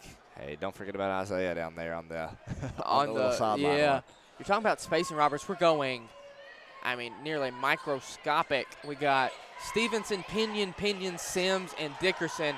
We got our three best three-point shooters. I like this lineup here. I think with all this speed, we're going to have so much of it that blocked by Sims. Wow. If you can hold up down low with the speed Yeah, and shooting then, and all that. keep that going. But I believe this is just going to create so much space. If we can just get some off-ball movement, I need to see some more. See a back cut right there. Everything. Three ball from Tucker. Bounce. No, couldn't get the shooter's roll there. Gonna get another shot at it. No good. Just off tonight. Foul on Sims. Needs to be careful. You cannot talk to a referee that way. 5:46 left to play. He picks up his second. He's going to have to be careful, too. We really need these guards, especially with the lack of size on DeKalb County. They're going small. We need to go small, and we need to do it efficiently. The only way to do that is to have Tripp and Cole Sims out there, I feel like. Taken off of the menu by Stevenson, getting in the lane. Tripp, left hand. He does so many things that I know I could never do. Yeah, man, that's he swerved and he bent that corner. Whoa. Gets it out to Hendricks. Caldwell back over to Hendricks. Three ball. Short. Tipped out and kept alive. Fighting for it. Wrestled away by Sims, and he picks up a foul? No. Goodness, no. That could never have been a foul on him. That's on Dallas Kirby. 5:09 to play in the first half. The Warriors having a pretty strong second quarter. Strong second quarter grouping right here, as Mitchell really, he has nothing set in stone like the Warriorettes do, where they really know the five. Bad pass there. Go in. I think they should take a point away for not dunking that. If you're 6'2", like Max Prep says, you got to be able to get up there. But like Coach Mitchell has so many different things he can do. I like this group. 14-13. Down low, another bad pass. Tucker just not really seeing the passing lanes. Yeah, but they're starting to find some holes in this defense. They're really collapsing on those wings, and whenever they do that, leaves the top of the key or a corner and a back cut into the middle of the paint. Three ball, good. Wow. And Warriors have survived this long, not letting up many three-pointers. That one getting the DeKalb County faithful out of their seats. 16-14, Warriors on the wrong side of the Ryan Qualls Farm Bureau score report with 4:20 to go. But if you want to get into the land that's right for you, or you want to sell some away, if you're looking to sell your land, have no idea how to get more money, I'm going to tell you who knows how to do it. Matt Elrod, you see him on the screen there, of Whitetail Properties Real Estate, 931-808-6422. You got any questions? He's got the answers. Better yet, he has your land sales solution. So call him today at 931-808-6422. Tripp bringing the ball down 2 points. Bunching up near the top of the key. A back cut. They would have it so open. They're just, everybody's sliding up. Everybody's at the volleyball line. Nobody's even near the block. Three ball. Good. Mr. True North himself. True North three-pointer, Lucas Dickerson.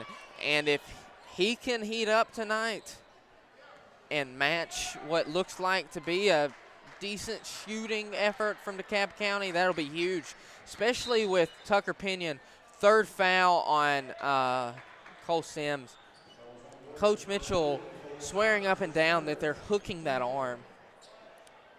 Yeah, I'm going to have to start looking a little bit more for that. If he's being this adamant, it's worth warranting. Down low, another easy missed layup there. They've left at least 4 out there. Somehow getting in the hands of Stevenson, foul on Hendricks. But you see every break in the action, hand on his hips. Tucker Pinion having lower back problems. That is. I know you and Miss Allen both feel that pain. Let's see. That's a rough one to deal with there. Especially with the upward shooting motion that you have to have, and that being, his big thing. Let's see if he can't fight through the pain.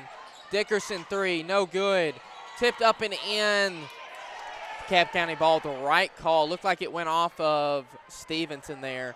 3:15 left to play in the first half. Warriors on the right side of a 17-16 Ryan Qualls Farm Bureau score report. How does the next 3 minutes need to play out, Sam Roberts? I would really just like them to find a good, comfortable shot. They really need something here that they can look at and kind of study and be like, well, this worked, so if we can just play off that, this should start to open up too. And then, listen to the crowd on that one. It looked like Coach Mitchell was going to be physically sick. Tucker Pinion picking up a foul.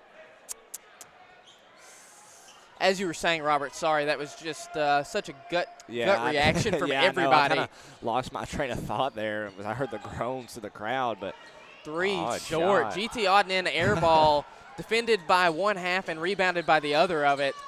Trip. Oh! You take a shot that tough, you get that close, it's got to go in, my goodness. As looked like the rim just had a vendetta against Tripp. That's the toughest shot of basketball, right over somebody. Swinging it around the perimeter now, high post 3 ball. Good. Number 5, that is Elliott Barnes. I like the name Elliott. Hits a big 3 there to give DeKalb County a 19-17 advantage with 2:10 to play. High post to Lewis, fouled by Hendricks. And that'll be their 4th personal foul. So the Warriors and DeKalb County each one away from being in the bonus. Excuse me, I guess that was their 3rd. I didn't see it switch over.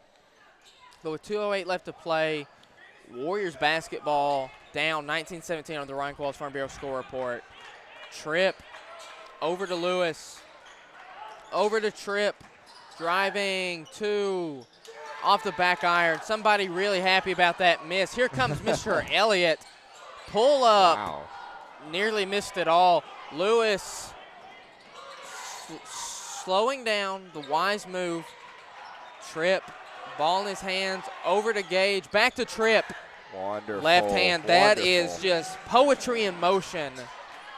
19-19 all. Give and go. The give and go, yeah. I was about to say that is one of the most dominant 2-person plays you can run in basketball. I mean, just that Nikola Jokic, Jamal Murray, pick and roll, handoff, dump down, 2-man game. And a 2-man game is just gorgeous to me. And somebody with the speed of Tripp, if you can have a great passer like Gage Stevenson is, I don't see anybody keeping up with him. No. Just barely over the outstretched fingertips of Lewis. I'm sure he'd like to tell you that he touched it just to add a couple inches to his vertical leap, but skipped right over the fingertips. 1:04 left to go. What are the Warriors going to do to have a halftime lead? Grab that right there. An open look. No, True North three-pointer not going down. I'm still happy with this. The Warriors are slowly starting to break down this defense. They're finding the give and goes, the open shots, cross-court passes. They're starting to find it. They're starting to breathe a little. And it takes playing with pace and not letting them get set up in that zone. Warriors play pretty well with pace. Let's see if they can't keep it up. Shooters roll there. Wow. Elliott Barnes. 27 seconds left, down 21-19. And I guess DeKalb County remembers when Trip Pinion came in for one play and threw that touchdown pass against him because he's he's hearing it every time he touches it.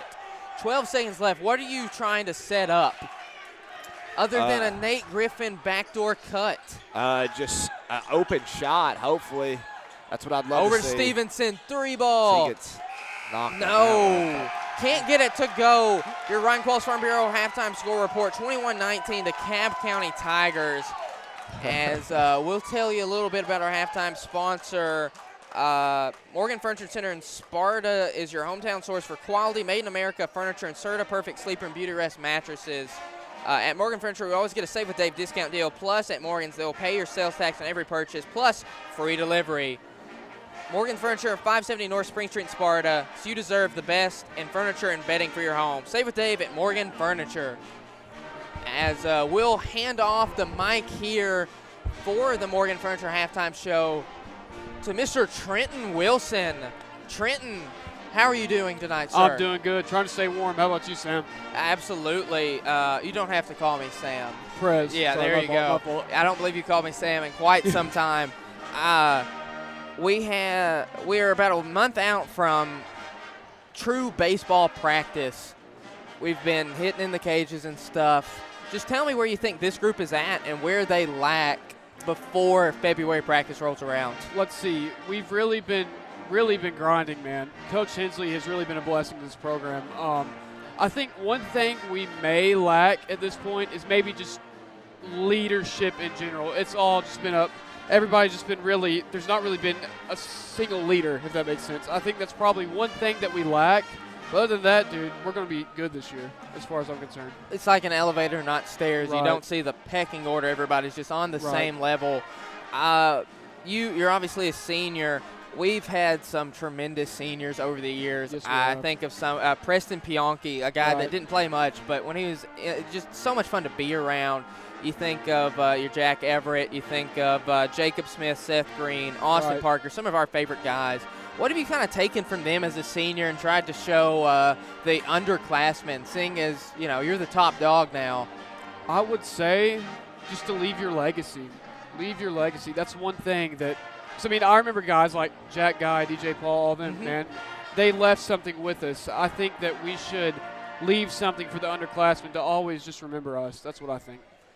Absolutely, and if you could just kind of touch on some of your favorite memories of this group that we have in particular, because as seniors, it's kind of a weird thing because you're playing with somebody, with an entire class you don't know. Right. We don't know any freshmen unless they're the brother of somebody because we've never been in school with them and we've never really played with them. Right. So just trying to get to know this group, what has this group really meant to you? I would say, to be honest, I would say the freshmen and how they carry themselves is one good thing that I love. A good memory so far, I would say, and I know that we're going to have so many more memories. This is just fall practice in general. But I would say just getting to know each other in the locker room talks, everything. So many good memories in the locker room. Absolutely. As this is one of the more loaded freshman classes we've had in a while, and that's just a huge testament to the work that Coach Hensley was doing at the middle school. Right. And now he's going to get to reap the benefits of it here at the high school level. We are no stranger to coaching turnover. Right. This right. is our third head coach in 4 years. Yes. We've had 4 different coaching staffs. What has this staff really done to make this senior year a successful one for you?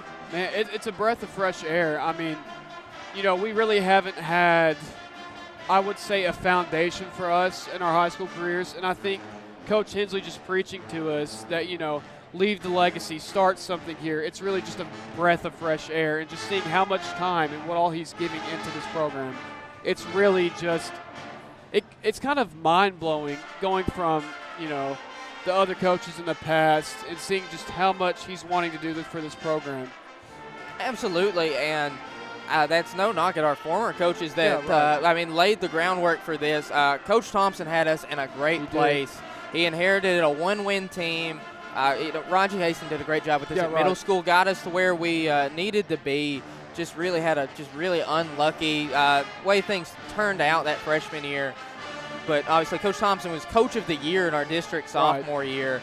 And like you said, Coach Hensley reaping the benefits of a strong middle school program, a lot of the work that former coaches have, and just the never give up, go-getter attitude that he has is electric, and it's a lot of fun to be around. I know as a senior, I know you're not at school, but he has searched me and Case and Seal out and helped had us on in the design for New Jersey's, talking about our spring break trip, things like that, just really trying to include the seniors because we're the one group that's never played for him. Right. What were your first impressions of him, and what are some of the getting to know you moments you've had with our new coach? I would say the conversations on the phone are probably where I've really gotten to know him and how he is.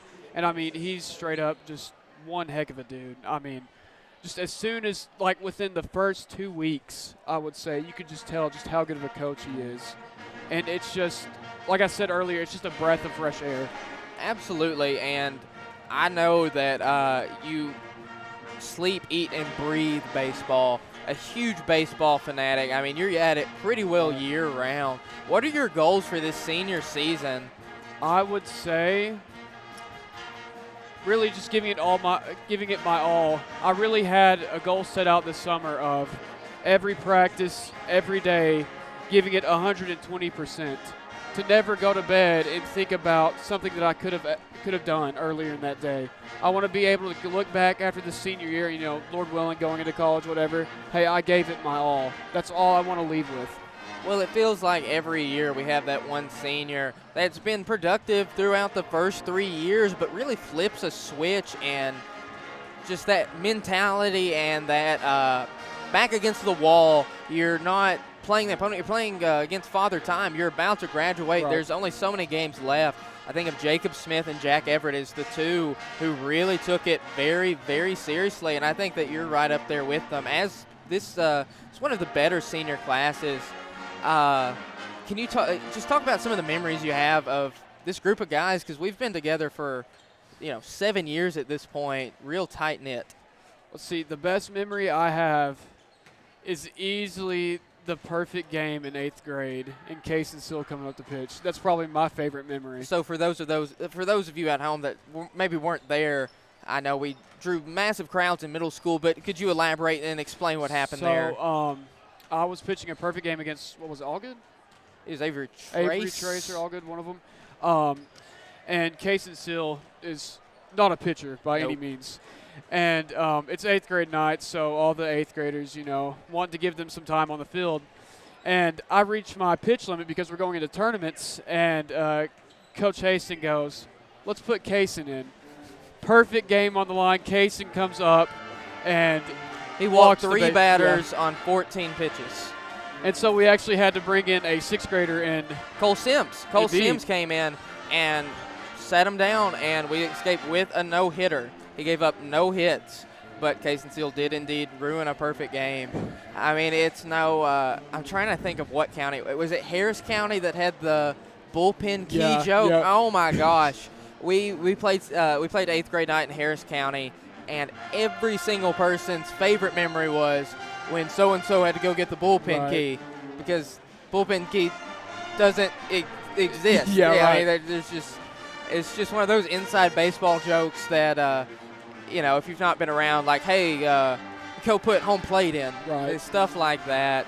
Have you tried to mess with the freshmen any? Yeah. I know that they're a little green in their gills, but yeah, I think I'm getting there on a couple of them, but they're smarter than I thought. So yeah, they're not as gullible as some of our former teammates were to upperclassmen. I mean, yeah, absolutely. The story of him trying to find left-handed baseballs will never escape it. We weren't even there, but it's something that gets passed down year after year after year. I'm just this group is really special. What do you think will make or break this season for us? I would say just the camaraderie, being one together. If God's plans for us in the future, we're going to make a run. I mean, unheard of. And I feel like if we just stay together, because, I mean, face it, you're not going to be perfect in baseball. You're not going to be your A game every game.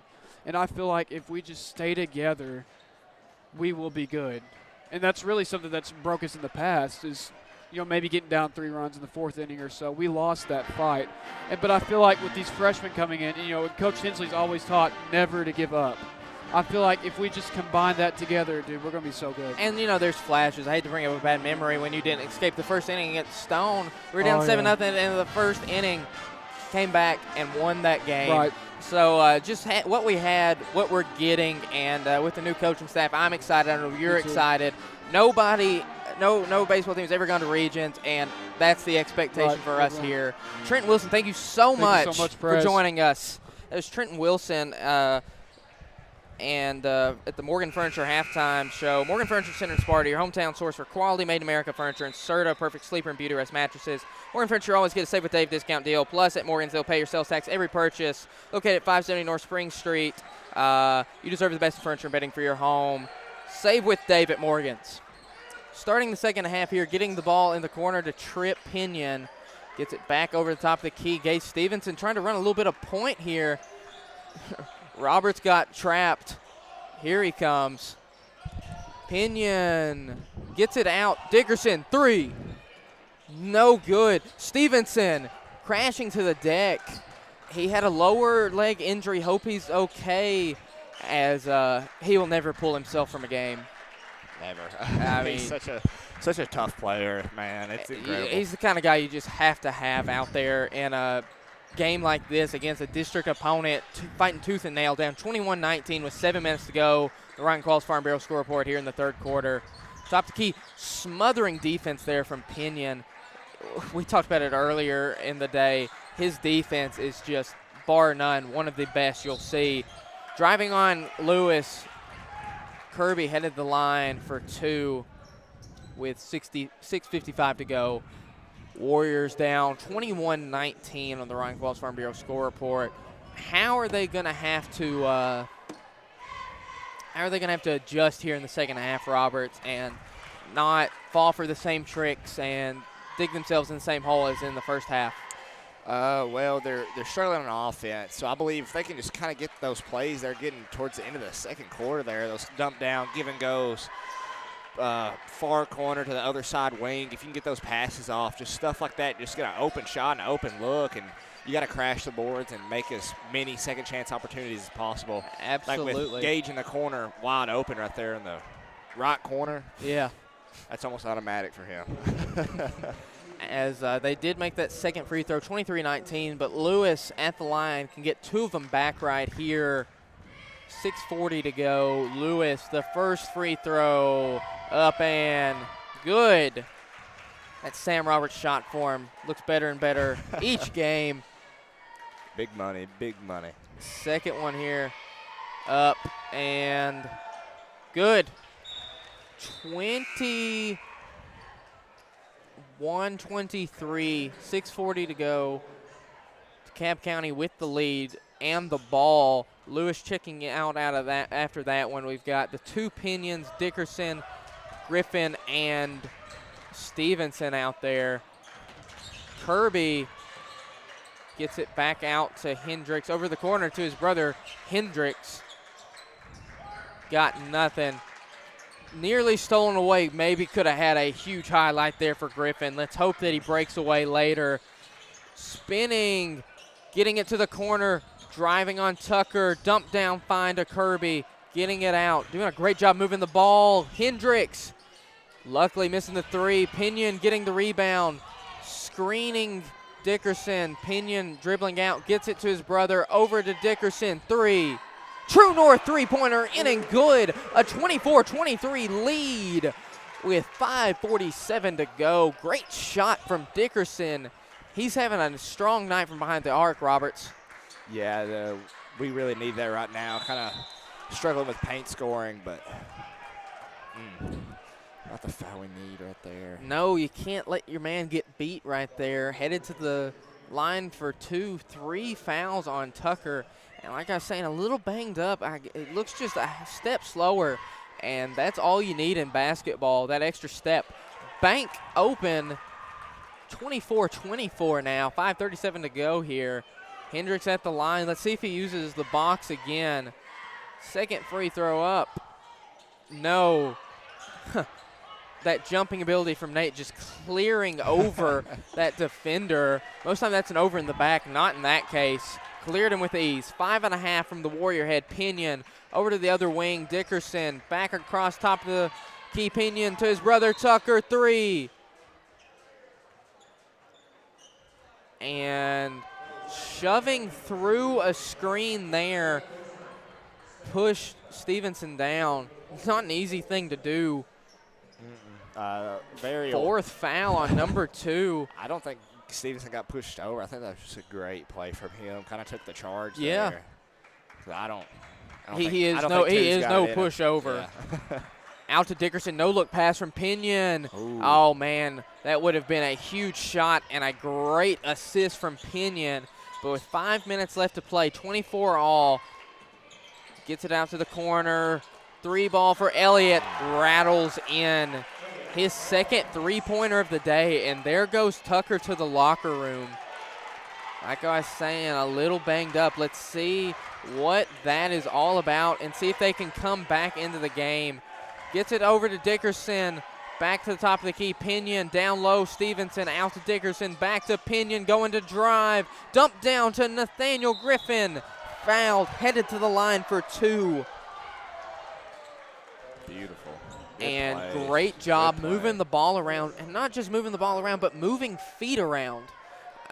Nobody was in the same spot for more than 2 seconds, and that's really what basketball is. It's symmetry, it's moving around. First free throw good for Griffin.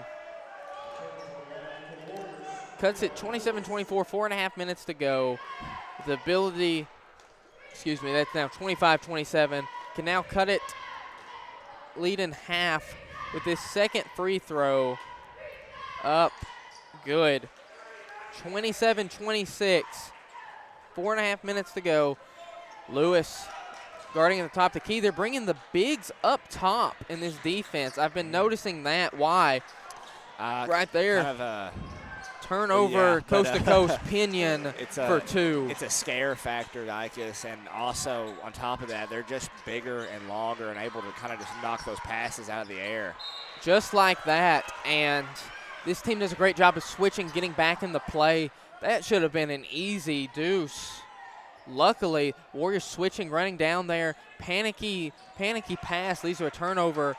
Getting it in the corner, shuffle pass into Lewis. Oh. Man, only he could have converted there, as that was a strong take up for Lewis. Lewis put on a little bit of muscle since last year, a lot more definition in those arms. Not really getting muscled around as much as he was at times. As with 4 minutes to go here, he can extend this 1-point lead. Unlucky roll there from Keon. And free throw shooting going to be a big part of this game. Free throw shooting and rebounding. Whenever a game is this tight, 2 of the big factors. Second free throw up. Luckily, Tucker Pinion going back to the bench. And he looks like he's available, sitting in a seat saying, hey, put me in. Wonderful pass, getting it down low to Kirby. Oh. Mistiming it. Griffin, I don't know how he managed to keep hopping. Yeah, it's like he just floats in the air. He never Very comes down. springy, somehow just keeps hopping, keeps popping. 29-29, 3.5, cross-court find. Gets it into Griffin, driving into the lane, 2. Wonderful. And that's what they were missing in that first half, taking it to the rim. There's no rim protector. So they're showing you with a 31-29 lead, 3:22 to go here in the third quarter. They're not scared of anybody on DeKalb County. And it's a question of who's in more shape, who's in better shape. If you go to Elevate Fitness for just $1 for your first month, there will be no question. Kick-start your fitness journey with Elevate Fitness is $1 New Year's special. Use code new 2025 and get your first month for just $1 in any package. But be warned, this goes out of effect January 31st. Elevate Fitness. Join them at 144 Churchill Drive. Start reaching your fitness goals today. And going to give another shout out to another big sponsor, White County Farm Bureau. Proud to be your hometown insurance agency with more than 75 years combined experience. They're there to help you with your insurance needs. Stop by and see agency manager Ryan Qualls, agents Daniel Bray, Justin Coe, or Cade Crosland. Located at 141 Churchill Drive. Give them a call 931-836-3171. Thank you to Farm Bureau for sponsoring tonight's game, and thank you to Elevate Fitness. As Mitchell getting eye to eye with Tucker Pinion there, just telling him, hey, tell me if you can go in, because I need you to go in. Going to need his shot-making ability. Defensively here, the Warriors looking pretty sound as of late. Trap in the corner, Sims poking it away. Great job getting the hands up there. 3:01, 31-29 lead on the Ryan Qualls Farm Bureau score report. What are they going to have to do defensively to hold DeKalb County to, let's say, sub 35 points in the third quarter? Really close in on that paint scoring. One. Yeah, they're going to have to just do a better job at just stopping them from making a run to the paint. You know, they're there, but it's just so hard not to foul somebody when they got a full head of steam coming at you, just like what happened there. At that point, are you wanting to take a charge? I mean, that's about the only option besides jumping Stolen straight away up. by Trip Pinion, trailing from behind. Nobody ever catches Trip Pinion either in the open field or in the open court. Bringing the lead back out 33-31 with 2.5 minutes to go. His breakaway speed separates him from others. It's incredible. It's just incredible. Especially with the ball in his hand. Yes. Just to keep that speed dribbling to the corner. Dump down. Pinion showing it off there. Getting it ahead to Lewis. And one! It didn't look like he would have control of the basketball. Instead, somehow getting up and under right hand. What a crafty finish there from and Lewis. My goodness, headed to the line for a three-point play the hard way. 35-31, 2:15 to go. Ryan Qualls Farm Bureau score report. Lewis, free throw up. It's good. 36-31 now. Warriors starting to pull away a little bit right here, and it's starting from that Trip Pinion interior defense. Just pickpocketing. Gets it out to the corner. Back cross court. Pinion stolen away again. A behind-the-back move going up and in. And it rolls in. Trip Pinion, a game wrecker. 38-31. 1:55 left to play. Trip Pinion doing it all for the Warriors. And if you want someone who will do it all for you, 931-808-6422. You'll get in touch with Mr. Matt Elrod. If you come across any problems trying to sell your property, lucky for you, Matt Elrod at Whitetail Properties Real Estate. He has your land sales solution. Call today, 931-808-6422, to get that said land sale solution. 38-31. Once again, want to remind you, the White County High School Athletic Hall of Fame banquet is January 18th at 6 p.m. right here in the Roy. Inductees are Bill Franklin, class of 64, and Candace Mitchell-Burtner, class of 98. Tickets on sale, school office, or on GoFan Online. Ticket price $30 per person. There's a Warrior Media post, or you can contact Kim Holman or Mr. Wilson at the White County High School office for more details. 1:50 left to play. This defense turning into offense at a high rate. Transition baskets, easiest to come by. They're just going to have to keep hunting for turnovers. Yeah, they're going to have to keep that ball around the perimeter because they're so spread out there, and that's where this defense is. That's the strong suit for it. But as soon as somebody drives, that's where the breakdown starts to happen. Nearly tapped away by Lewis. Out for three. Hendricks rattles it in. Pretty shot. That's exactly what we were talking about here in the warm-ups. He's feeling it. As that DeKalb County bench is one of the loudest benches you will ever hear.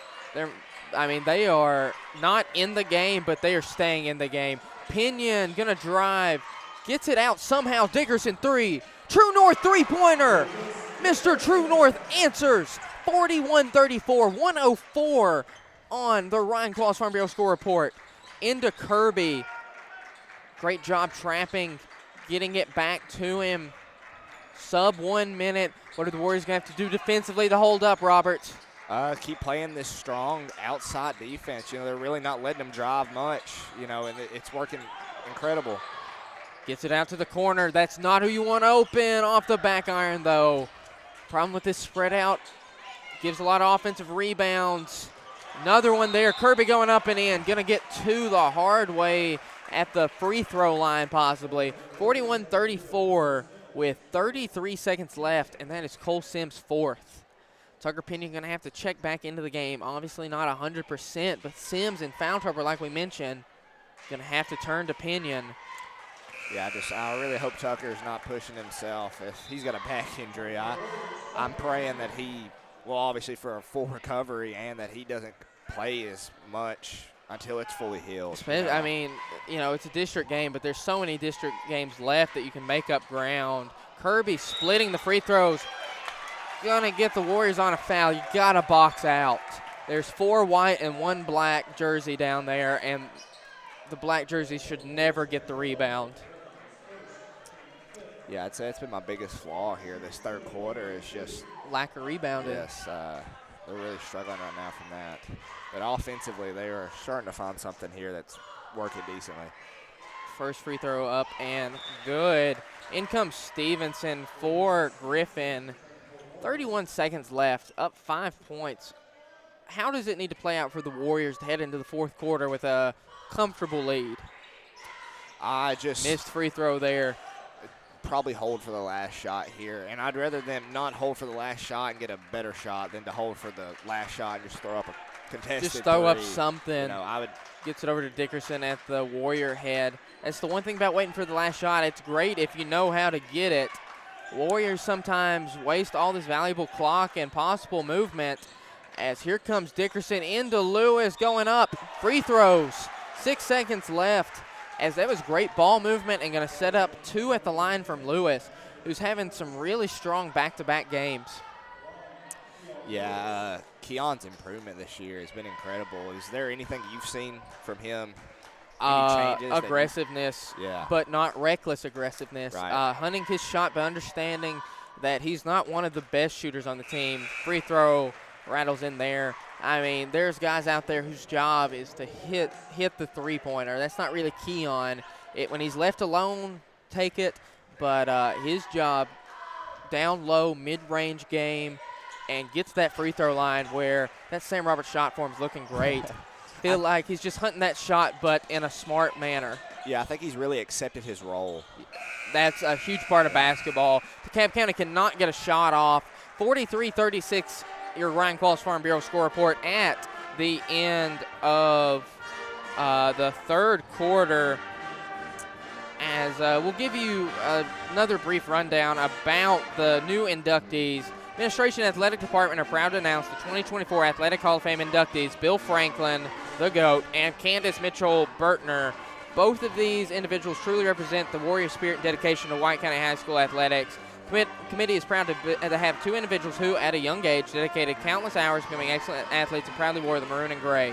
Bill Franklin, 1964 graduate of White County High School, stands among the best golfers ever here in White County. He was a member of the first golf team at the high school, lettering both his junior and senior years, while also qualifying as an individual golfer in 1963 and 64 at the TSSAA State Finals. Received a golf scholarship at Tennessee Tech and played for 1 season, but his college career cut short when he joined the United States Air Force, and after serving 3 years and 10 months for his country, returned home to play the game he loved. He's helped many golfers pursue the game they love as well. He's donated many hours to help individuals learn the game, giving him so much joy over the years. His wife Elaine and him have 2 children, Cheryl Lynn and Philip Todd. As we'll tell you more about Candace Mitchell-Bertner at the next timeout, next break in the action, because for the next 8 minutes, these Warriors are going to have to lock in and preserve a 7-point lead. That's about what the lead was in Wilson Central, and they were able to hold on to it. We're talking about how important it is to hold on to a lead. But more important, to have a lead heading into the fourth, they're going to have to play, I wouldn't say flawless, but unflawed basketball. Right. Spin move, getting it out. Hendricks back to his brother Hendricks. 7.5 minutes ago, spinning. Scoop layup, no. And rebounding. 3-ball Hendricks. Grazing. Stevenson fighting for it. Jump ball. Warriors basketball, as right now you can tell Mitchell really prioritizing, taking away those second chance opportunities. They got Stevenson, Griffin, and Lewis, our 3 best rebounders in there, coupled with our hottest shooter in Dickerson and our best overall player in Tripp. What does this 5 bring, and what are they going to do over the next 7-10 to win the ball game? Well, like we started off the broadcast with them, you asked me about it, and we said they brought just a foul here, sending Lewis back to the line, having a great day from the charity stripe. They bring a veteranship that the younger guys just don't really have yet. Every person out there has a shot that they're all comfortable with and that they've developed over these past 4 years of high school play, and that's what kind of makes them more comfortable in these late game situations. Lewis missing the first one. Chance at redemption here with 7 minutes left, 43-36 on the Ryan Qualls Farm Bureau score report. And I like what you said about the maturity level, about knowing what to do in a situation like this, because fourth quarter is unlike any other, because, I mean, back against the wall, it's not a fight against the other team so much as it is fight against Father Time. Right. I mean, you've got only so much to win. Foul there on Griffin. 6:51 left to play, 44-36. Warriors still. Sims checking in for Griffin. It's Griffin's second. Taking the ball out of bounds to Dekalb County. Looking. Gets it to Kirby. Gets it back to Hendricks. Looking. Dribbling. Doesn't seem to see anything. That on-ball defense that Sims brings is smothering, to say the least. Going to drive left, gets it to Elliott, out to Dallas Turner. And great job just denying lanes right here, passing lanes, driving lanes. Just you can't score by not shooting, and the Warriors haven't given up an open look yet.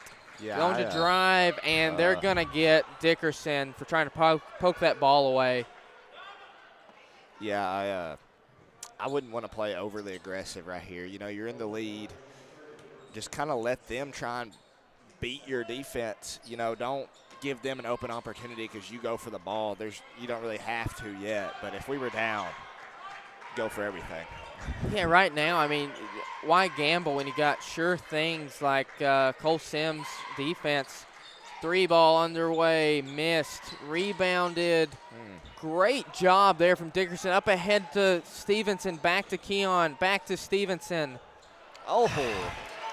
Gage has got to shoot that. He's one of our best shooters, and he had 2 wide open shots at it, just passing them up. Turner, floater over Lewis, rebounded by Sims, into the hands of Tripp Pinion, slowing things down with 5.5 minutes to go, up 8 points. And if you're Tripp Pinion, you've been in a lot of these situations, what are you telling yourself and your teammates? I believe he's just going to tell them, like, hey, remain calm. Don't force anything. Jump ball to Dekalb County basketball. And don't let them get in your head. Don't let the refs get in your head. Don't let the fans get in your head. Just play the game. Playing basketball. Play the game. Playing basketball. You got an 8-point lead with 5:18 to go on the Ryan Qualls Farm Bureau score report. And playing with the lead in basketball, it's the easiest way to play in basketball. It really is. 3-ball in the corner. No. That's an over the back if I've ever seen one. Absolutely. Number 21 getting the whistle there. Because empty trips like that where you miss a wide open 3, later in the game you're going to want that back if you're down 8. Whereas if you're up 8 and you miss that, you're like, well, we got a good look. We can come back down. It's a completely different mindset. Yeah, it's a comfortable shot besides a crucial shot. Exactly.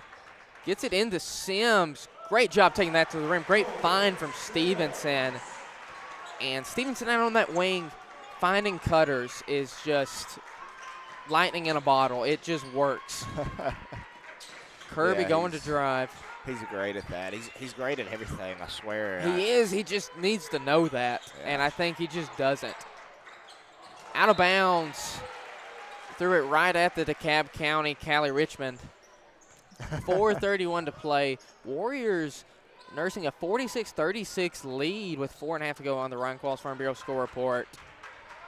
Sitting pretty good, you'd think. Yeah, just play it safe, you know. You don't Yeah, have I to play mean, right now over-aggressive. you don't have anything crazy. Lewis, yes, Great shot. great job. You know Keon's on when he's hitting his mid-range jumpers, and that one was pure as soon as it left his hand. He's having a great stretch of games at the right time for this team. Going to work down low. That's a foul on Dickerson. Get your hand out. You got to there, get your Lucas. hand out. I mean, that's a tough shot for him to try and hit, whereas these are 2 free throws. It's Dickerson, 3 fouls, 4 minutes to go. His shooting has been pivotal tonight, Roberts. It's really a huge difference in this game. But if Yeah. he's on the bench, his shooting doesn't help. He's just got to stay out of foul trouble.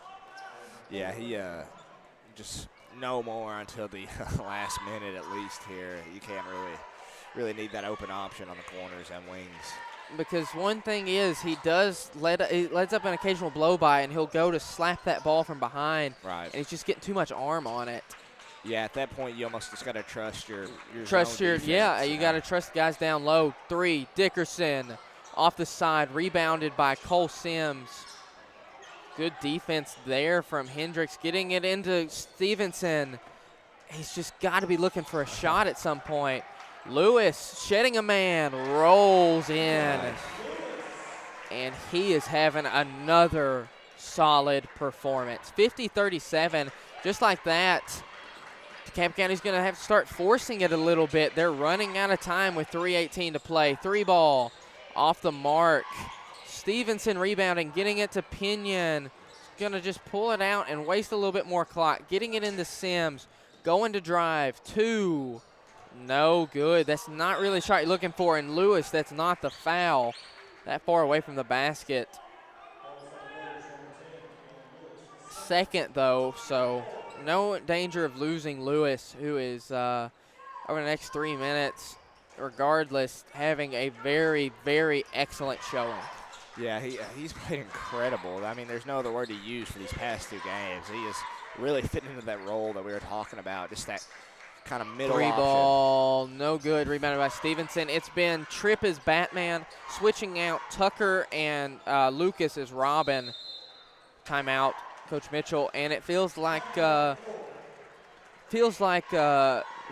is Alfred, just kind of third wheeling it, but obviously helping out in a big way, doing the dirty work for the people that get all the attention. Speaking of somebody that deserves a lot of attention, a lot of praise, Candace Mitchell-Burtner, 1998 graduate of White County High School, proudly wore the maroon and gray as a Warriorette by playing volleyball for 2 years and basketball for 4. She began her basketball career in Sparta Youth Leagues and at Woodland Park Elementary.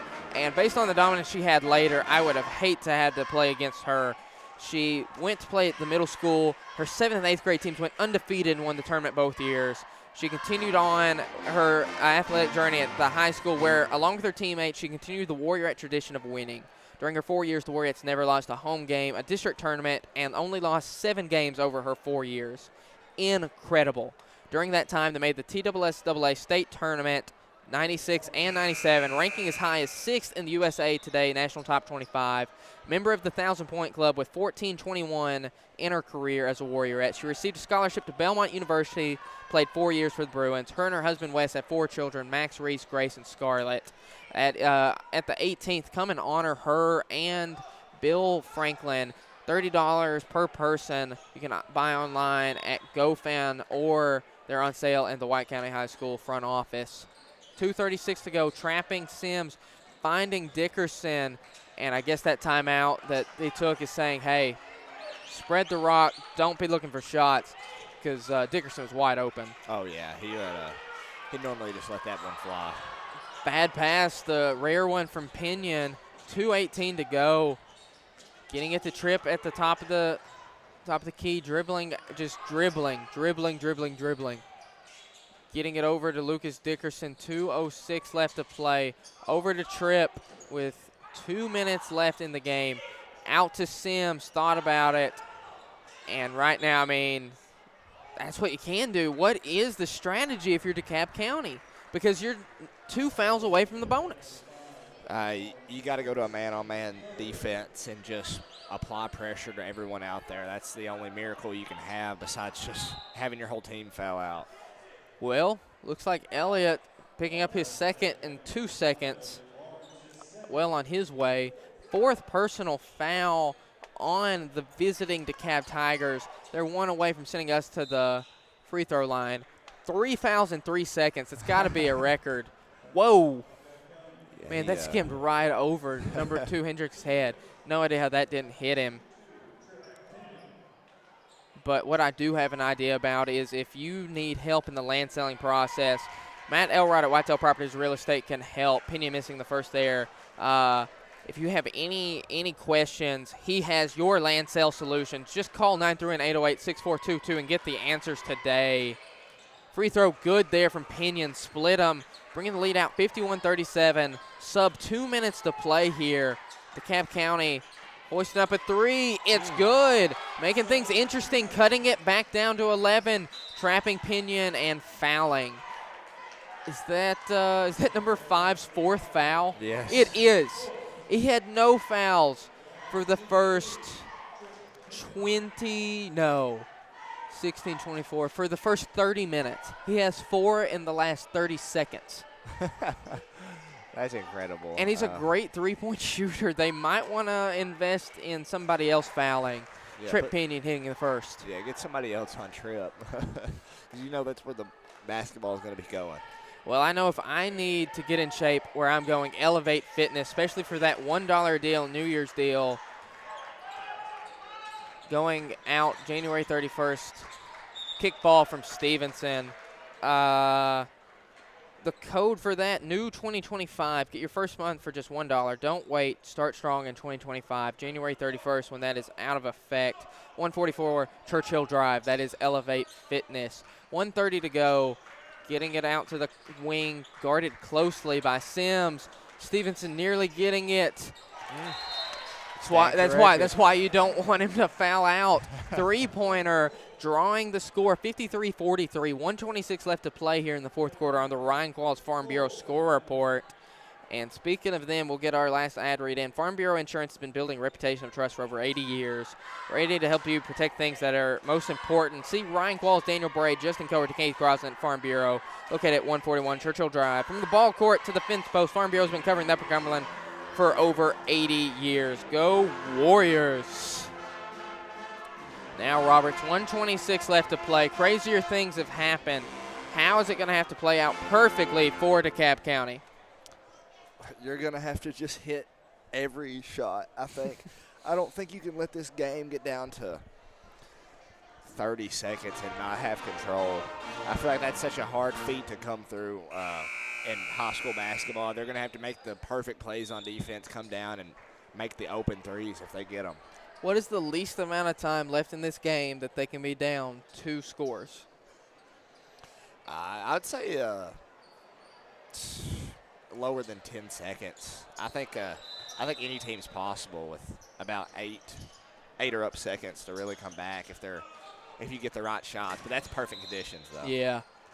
Foul there. He fouled out. Poor guy. Man, He had no fouls. I'm not kidding. For 31 minutes. Let's give him the extra minute. Over the last minute, he has gotten 5. That, I mean, that hurts too. That's awful, especially, hitting some big threes for the team. Just going out there and being foul bait. Pinion for free throw, no good. See, my mantra is if you're just going to sit there and foul, just put in a guy that hasn't played.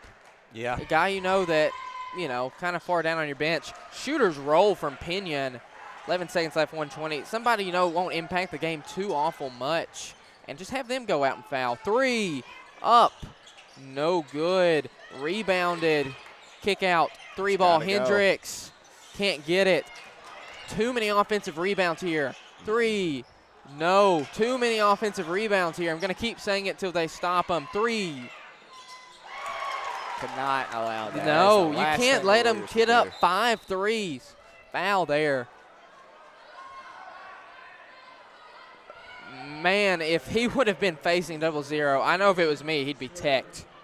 I couldn't even see what he said, but How is that a foul? Throwing up his hands, not even a foul.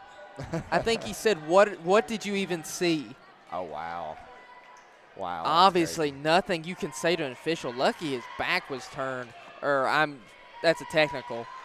Free throw, no good from Tripp, but hey, he keeps hitting the second one. 50% from the line, up 8 points with 52 seconds left. Might be enough to ice it. Shooters roll, 55-46. 51 seconds left on the Ryan Qualls Farm Bureau score report. If I'm the Warriors, just don't let them get up a 3. Yeah. I mean, you can even foul. I just would not let them get a 3 like that. Oh. GT Odden air ball, rebounded by the G. 38 seconds left, sending Gage Stevenson to the line where he has to shoot. Oh, wow. This Yeah, I is mean, the they're scenario we forcing need. him. They're forcing him to shoot. And I think if I was Coach Mitchell, that'd be a drill I'd do. Gage, you're in the corner. If you touch the ball, you have to shoot. I don't care how close they are. You're shooting. You're putting up 10, 11 shots a game. I'd love to see some more production. out of First free Gage. throw, short. 38 seconds left. 55-46 on the Ryan Qualls Farm Bureau score report. Gage can stretch it back out to double digits. Insurmountable, I believe, with that one. 56-46 with 38. I don't see it happening. How that wasn't a foul. I don't know. Got to go for a 3, Yeah. though. That's Yeah, you can't take a tough 2 there. That's not the play. Pinion dribbling out of it, gets fouled by Kirby. 24.5 seconds left. At this point, you're just getting Tripp a little bit closer to 1,000 career points. yeah. I mean, you're not impacting winning. It's going to be that much later you guys get to Smithville. Pinion at the line. He's going to miss this first one. No. Oh. That's what it took. Change up. 57-46, 25 seconds left. I think the strategy now is to miss the second, get the rebound, hit the shot. No. Backwards. 24 seconds left. Down 11 Shoot points. it. 3. Way short. Not even close. Another rebound from Stevenson. Yeah. Classy call there from DeKalb County coach. Going to let it dribble it out. And the Ryan Qualls' final Farm Bureau score report going to be 57-46 Warriors as they sweep DeKalb County here at home. Warriors improving to 18-3. Warriorettes 21-3 in our lifetime against DeKalb County. 1-0 in district play for each. Big game, but we're about to go on a long road trip next week. I think we got 3 straight on the road. They're going to have to bring their A game if they want to escape that with a couple of wins both ways. But speak very quickly about what you thought about that game, Roberts. I'm very happy with it. Just, start of the season, it was first 3 quarters, hold their own, fourth quarter, couldn't bring it together. This time, it was like halfway through the third, all the way out the rest. They really picked up production. They followed it out, and I hope you will follow us played on the great. road when we live stream from Sparta Live. Until then, Sam Dykus Sam Roberts. signing off. Thank you.